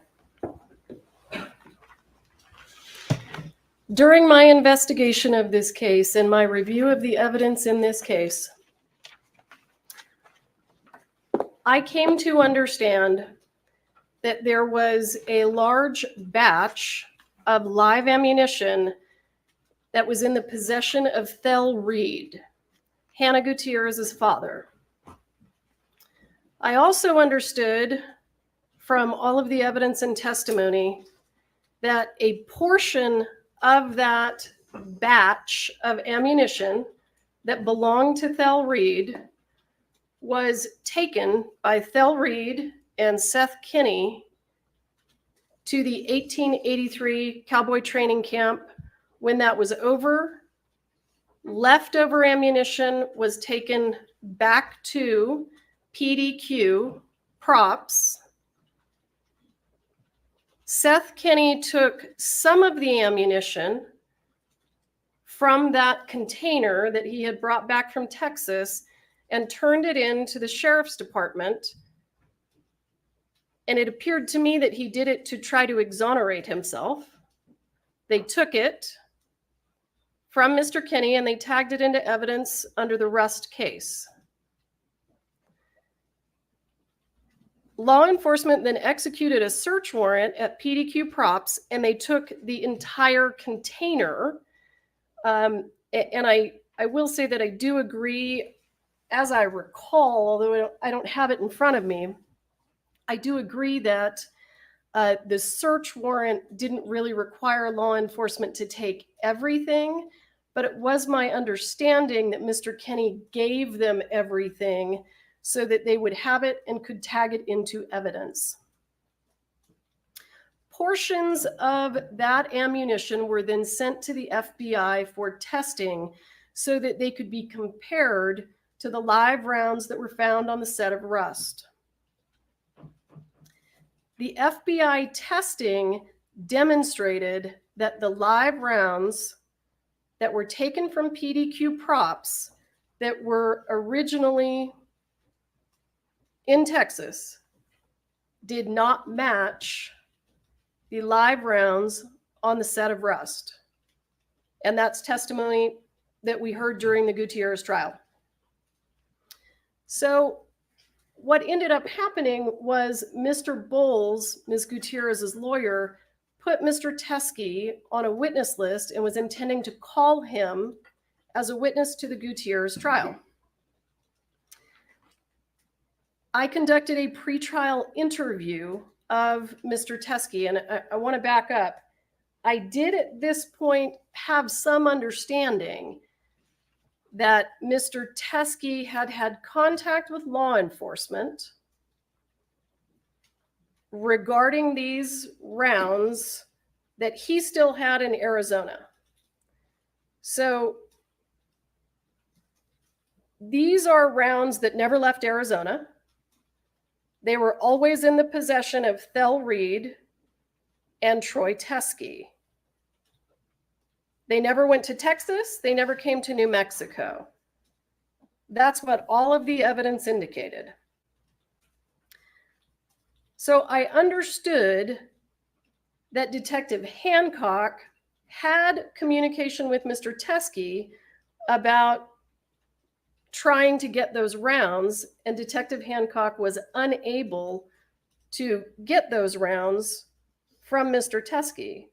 I did not find that particularly concerning because those rounds had never left Arizona. The filming of Rust was in the state of New Mexico. And the rounds that were taken from PDQ went from Arizona to Texas to Albuquerque.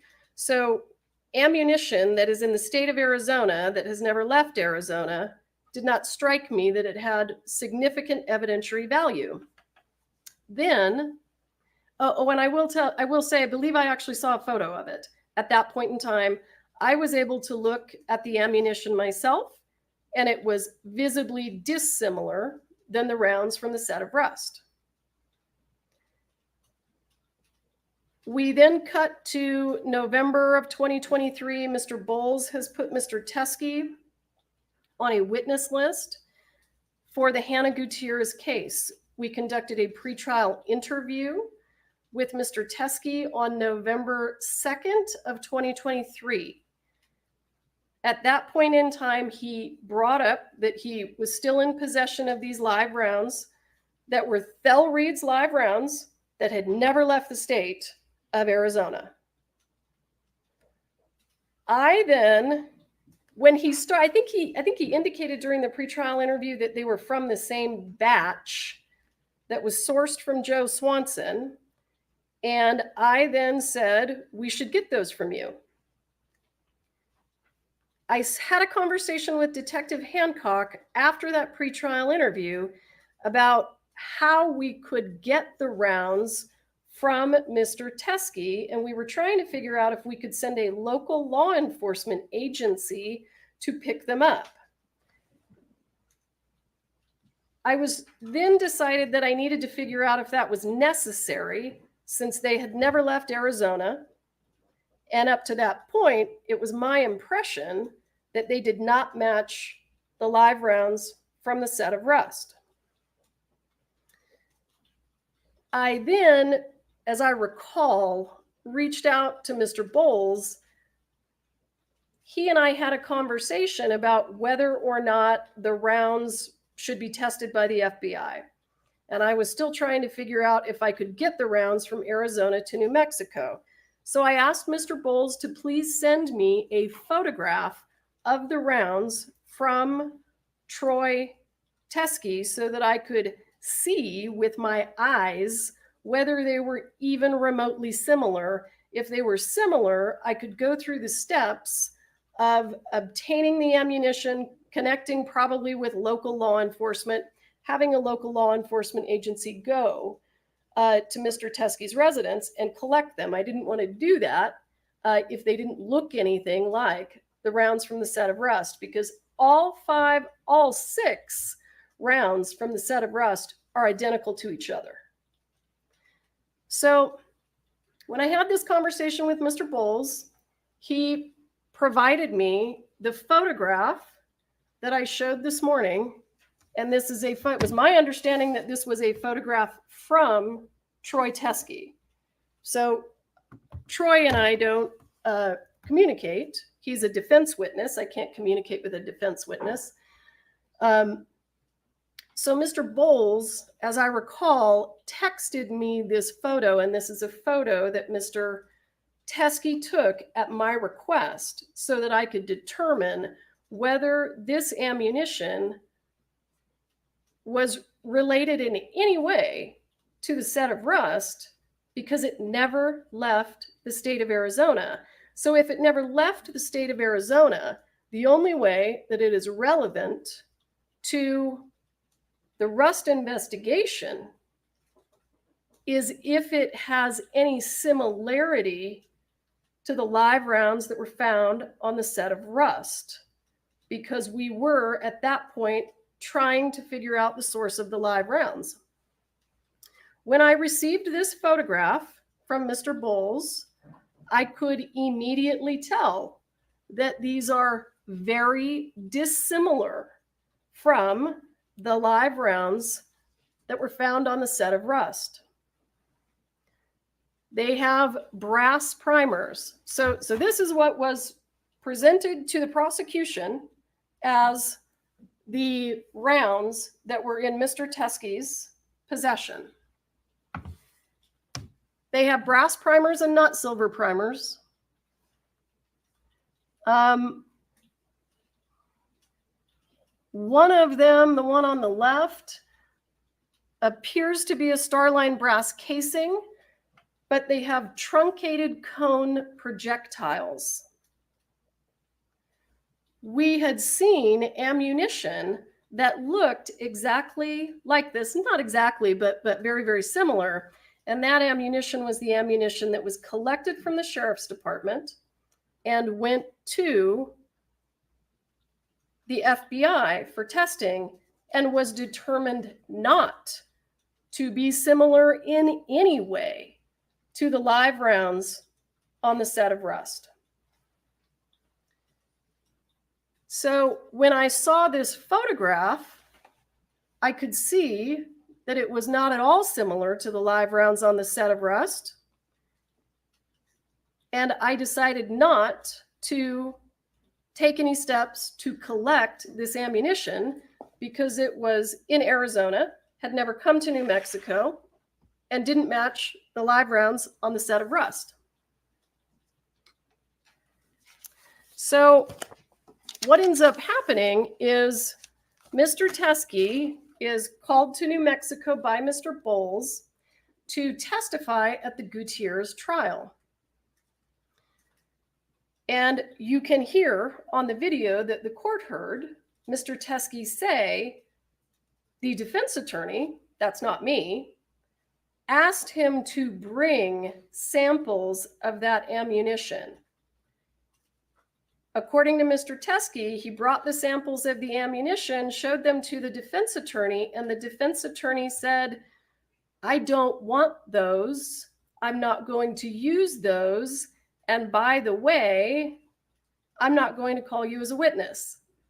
So Mr. Teskey sat in court during the trial. And then at some point, contacted the deputies downstairs and said, I have this ammunition. So he tried to give it to the defense attorney, who's the person who asked him to bring it. The defense attorney said no. And he then tried to get a hold of Detective Hancock, who was not available because she was with me. So then he ends up going to the sheriff's department and he leaves the ammunition at the sheriff's department. I was contacted, I don't think it was the same day, but I'm not 100% sure. It's possible that it was, by Detective Hancock, and she indicated that Troy Teskey had dropped off ammunition at the sheriff's department.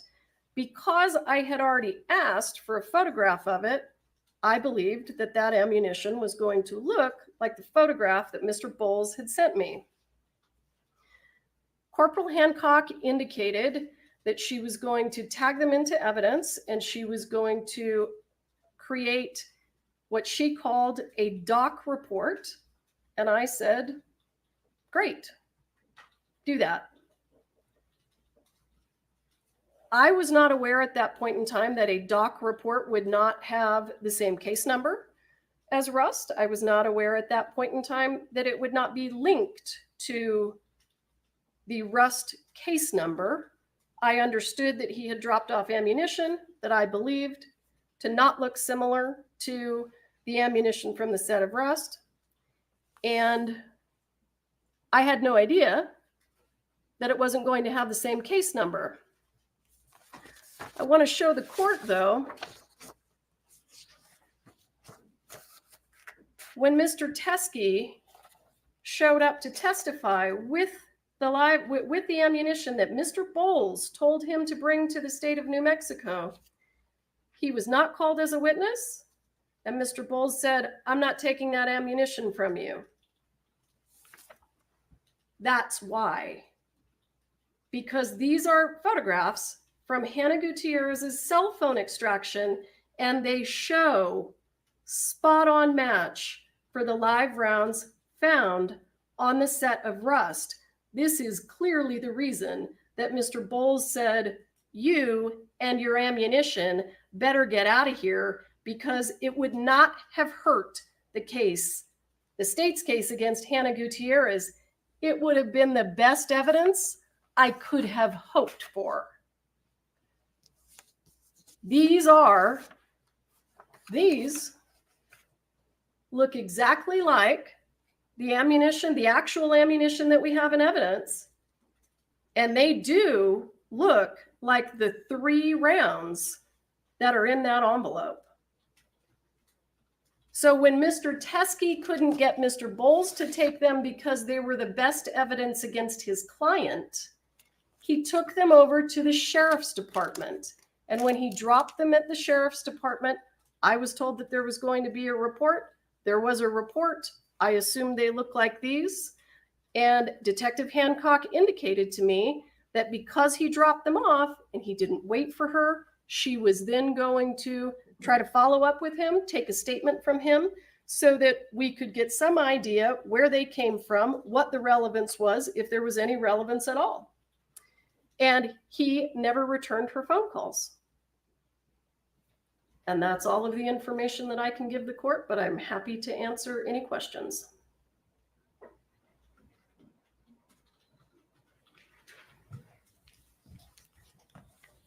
May I ask a few questions, Your Honor? When you took over this case, the investigator handling the case, Mr. Schilling, left the case, correct? At my request, yes. The paralegal that was handling this case with you left the case, Mr. Tad? At my request, yes. Well, the first prosecutor that was working with you on this case, you selected, correct? I did. And he resigned too? I wouldn't say that he resigned, no. He didn't stay on the case for the Alec Baldwin trial, correct? No, and he indicated that that was because he represented a labor union that's a national labor union, and he was not expecting the trial to be set so quickly. He wasn't expecting it to be set in July. So when he realized that the trial was going to be set in July, he was going to be in collective bargaining agreements for his national labor union, and he wasn't going to be able to have enough time.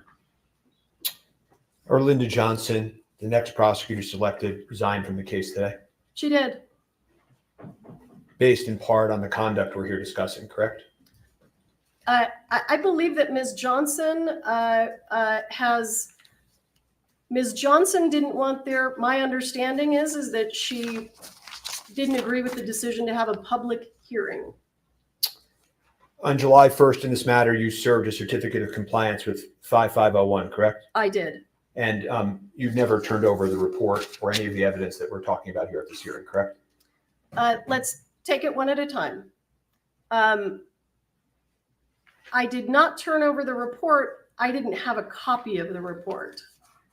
The rounds that were left at the sheriff's department by Troy Teskey, I have absolutely no reason to believe that they are relevant to the incident that took place on the set of Rust. These are rounds that were in the possession of Bell Reed and never left the state of Arizona. You also did not allow the defense to view that evidence at any point during our request to review evidence in this case. I had never seen it, and I didn't realize that it wasn't under the same case number because I'm not a law enforcement officer and I don't work at the sheriff's department. But you are right. And you concede that they are Starline brass, silver 45, right? I can. And this is the best evidence against Hannah Gutierrez. Yeah, you've said that a couple of times. Any favorable evidence you understand as a prosecutor has to be turned over to the defense, correct? I do. Any evidence that could be used as a defense to potentially be favorable has to be turned over to the defense. Absolutely. So the third Hague report that never got turned over to the defense, you understand that that's Brady evidence? I did, yes. Okay. And you also failed to turn that over in this case as well, correct? And let me give you a full answer to your question. When the second Hague report came in, and I provided all of this to the defense, I sent it to the person who is managing the discovery server and asked them to upload it. It wasn't until I realized during pretrial interviews that it wasn't there that there was a problem with it. So I then attempted to figure out what the problem was, and it was indicated to me that it appeared that the former paralegal who was working for the special prosecutor had removed it. So we then immediately provided it. Then during the pretrial interview of Mr. Hague, it was brought to my attention that the defense did not have the August 31st report that indicated that the gun functioned fine, perfectly fine. And that was provided immediately. I went back, I checked my email, I could see that I received it from Mr. Hague and failed to forward it on to be uploaded. And I provided it as soon as I was aware that you did not have it. The fact that nobody at the Hannah Gutierrez retrial cross-examined Mr. Hague about the report didn't clue you into the fact that nobody had the report? Actually, it didn't, and I'd like to address that. The reason that it didn't clue me in is because Hannah Gutierrez's defense was that the gun worked perfectly. The defense in Hannah Gutierrez was never interested in any evidence that there was an issue with the gun, because if there was an issue with the gun, it damaged her case. So what you could see, if you watched the trial or saw any of the transcripts, the defense actually brought in their own expert to say that the gun worked perfectly. So they had no interest in that information. And actually, you elicited testimony from Mr. Hague at that trial that was inconsistent, at least partially inconsistent, as the court's aware, with his third report, correct? Tell me what you're referring to, and I'll answer your question. Well, there was a whole hearing about this where you saw this, and you saw me go back and forth with Mr. Hague for 25 minutes. So I agree, but I need to know what you're talking about for me to answer your question. Okay, if you can't answer the question, you can't answer the question. I'll move on. I'm happy to, but you say that the extent of the communications you have about the doc report, as you relay it to the court, is that all you said in response was, "Great, do that." That's your testimony? yeah, I assumed that it was going to be tied to the same case number. So I said, great, do it, file a report. No follow-up questions? No, because I had a picture of the ammunition that didn't match the ammunition from the set of rust. No concerns in your mind when you got the case file and you turned it over to us and it wasn't included? Absolutely not. There's a terabyte of discovery. I didn't know whether this 2-page police report had been provided. And in addition to that, I had no reason to believe, and still have no reason to believe, that those rounds have anything to do with these cases. As I asked you about Mr. Hague yesterday when Ms. Popple testified, you would agree with me that her testimony under oath was false? What part of her testimony was false? And I'll answer. That she said that these rounds don't look anything like the rounds on the set when you elicited that testimony. I agree with you, and I didn't realize that there were rounds that looked like that. It's okay. In any event, when the court, and you never tested those rounds either, correct? Any of the rounds that came from Mr. Teskey? No, because they came in just a few months ago. And the court asked you actually one question that I want to address, which is the court said to you, well, what's interesting to me, to be quite honest, is that yesterday you didn't even want to do a written reply. You wanted to just give an oral response. And what you said to the court was, I never saw these. I've never seen these, and I never saw the report. I have absolutely never seen these until this morning. Do you remember saying that to the court? With regard to the 3 Starline brass, with regard to the 3 cartridges that appear to be similar to rust, yes. Well, I never saw them until today. Well, but you said also, I never saw the report, right? I never did. Right, but don't you think, given your duty of candor to this court, that that's awfully misleading to not tell the court at that point that you knew about this when it occurred long ago? That I knew about what? You knew that Mr. Teskey had turned in this evidence, that you knew that the report would have existed because you just told this court that the doc report was okayed by you. Sure. Don't you think it was misleading to this court to not just say at that point, just so you know, I know about this. I knew about this then. I was involved. I did not intend to mislead the court. My understanding of what was dropped off at the sheriff's department is on this computer screen, and it looks absolutely nothing like the live rounds from the set of Rust. The truth of this matter is you don't like Mr. Baldwin very much, do you? That is absolutely untrue. I actually really appreciate Mr. Baldwin's movies. I really appreciated the acting that he did on Saturday Night Live, and I really appreciate his politics. You told one of the witnesses who disagreed with you during an interview that you thought Mr. Baldwin was a cocksucker. I do not recall saying that. I know that that was something that Mr. Baldwin would say on the set of Rust. I don't recall saying that. Do you deny that under oath? Without having more information, I can tell you that I do not recall ever saying that. And if I did say it, I invite you to point it out to me. You called him an arrogant prick to another witness. To who? To what witness? I'm asking you, did you call him an arrogant prick during a witness interview? I don't believe I did. I don't recall. Do you deny that? Without knowing what you're talking about, all I can tell you is that I can't respond if I don't know what you're talking about. And you said also to witnesses that you would teach him a lesson. I never said to witnesses that I would teach him a lesson. Absolutely not. In fact, Mr. Spiro, I want to give a full response to your question. I made every effort in this case to resolve this case with your client in a very favorable way for him. All right, I'm going to move to strike this. It's not responsive. It is Well, responsive. I don't want to talk about plea negotiations. Yeah, and it's not responsive. So I have no further All right, questions. do you have any follow-up testimony? All right, then. I want to say I have no recollection of calling him any of those names. I have invited the defendant to tell me what he's talking about, and he has declined. I want the court to take notice of that. Thank you. You may step down. All right, any other witnesses? No, Your Honor. All right, argument, let's not, 15 minutes aside sufficient? I don't even think that is necessary, frankly. Do you want to make argument? Further argument. All right, I don't think either side needs further argument. all right.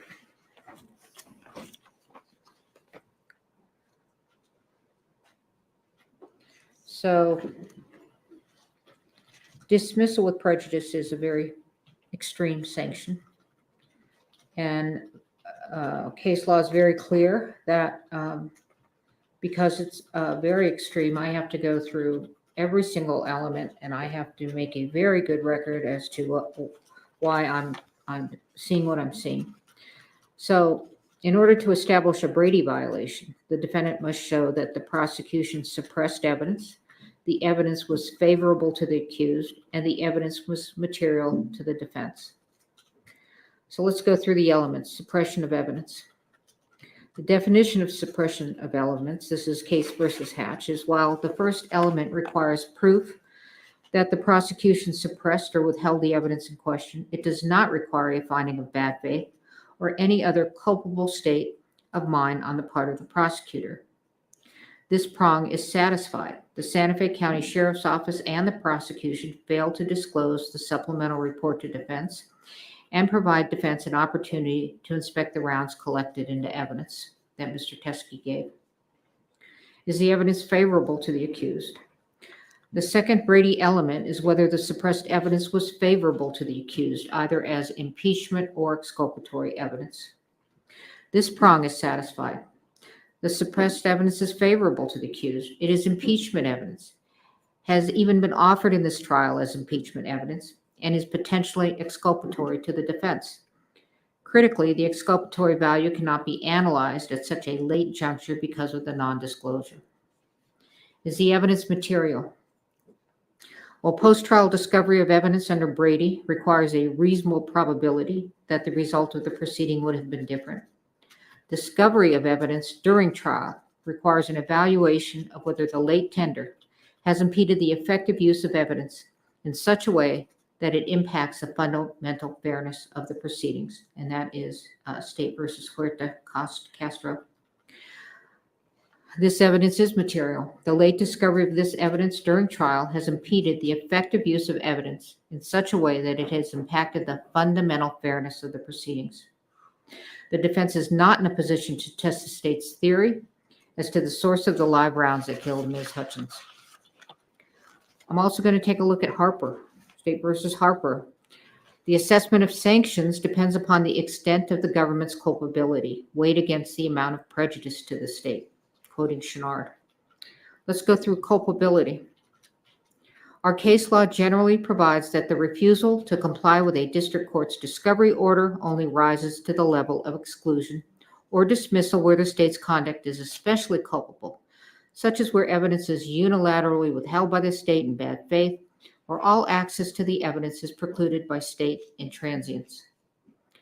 The state is highly culpable for its failure to provide this discovery to the defendant. The state unilaterally withheld a supplemental report. Santa Fe County Sheriff's Officer made the decision, and apparently also with the prosecutor, as pursuant to Hancock's testimony, that the evidence was of no evidentiary value and failed to connect the evidence to the instant case.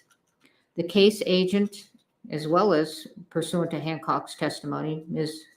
Morrissey, was aware of the new evidence and yet did not make an effort to disclose it to defense. The state's willful withholding of this information was intentional and deliberate. If this conduct does not rise to the level of bad faith, it certainly comes so near to bad faith as to show signs of scorching. Prejudice. When discovery has been produced late, prejudice does not accrue unless the evidence is material and the disclosure is so late that it undermines the defendant's preparation for trial. The court concludes that this conduct is highly prejudicial to the defendant. The jury has been sworn, jeopardy has attached, and this disclosure during the course of trial is so late that it undermines the defendant's preparation for trial. There is no way for the court to right this wrong. Lesser sanctions under Harper. Trial courts possess broad discretionary authority to decide what sanction to impose when a discovery order is violated. State versus Lemire. The sanction of dismissal is the only warranted remedy. The jury has been sworn, jeopardy has attached, and a mistrial would not be based upon manifest necessity. Further, the sanction of dismissal is warranted in this case. The state has repeatedly made representations to defense and to the court that they were compliant with all their discovery obligations.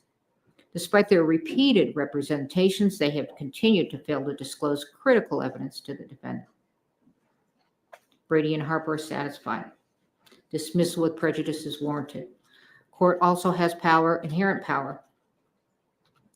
Per State versus Lemire, where discovery violations inject needless delay into the proceedings, courts may impose meaningful sanctions to effectuate their inherent power and promote efficient judicial administration. The state's discovery violation has injected a needless, incurable delay into the instant jury trial. Dismissal with prejudice is warranted to ensure the integrity of the judicial system and the efficient administration of justice.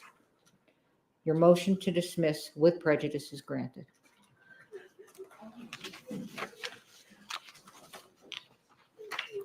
Now, with respect to the jury, I don't imagine you all want to return on Monday. I will take care of the jury. Thank you. We are in recess.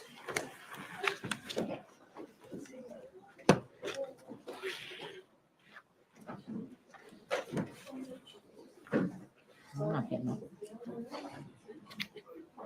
I'm gonna. Just dismiss him, Judge? Dismiss him? Go ahead. Thank you all for your help. Stay well, okay?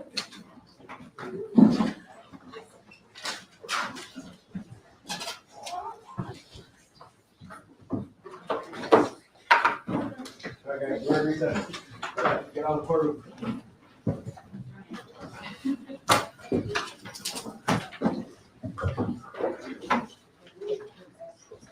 Yeah.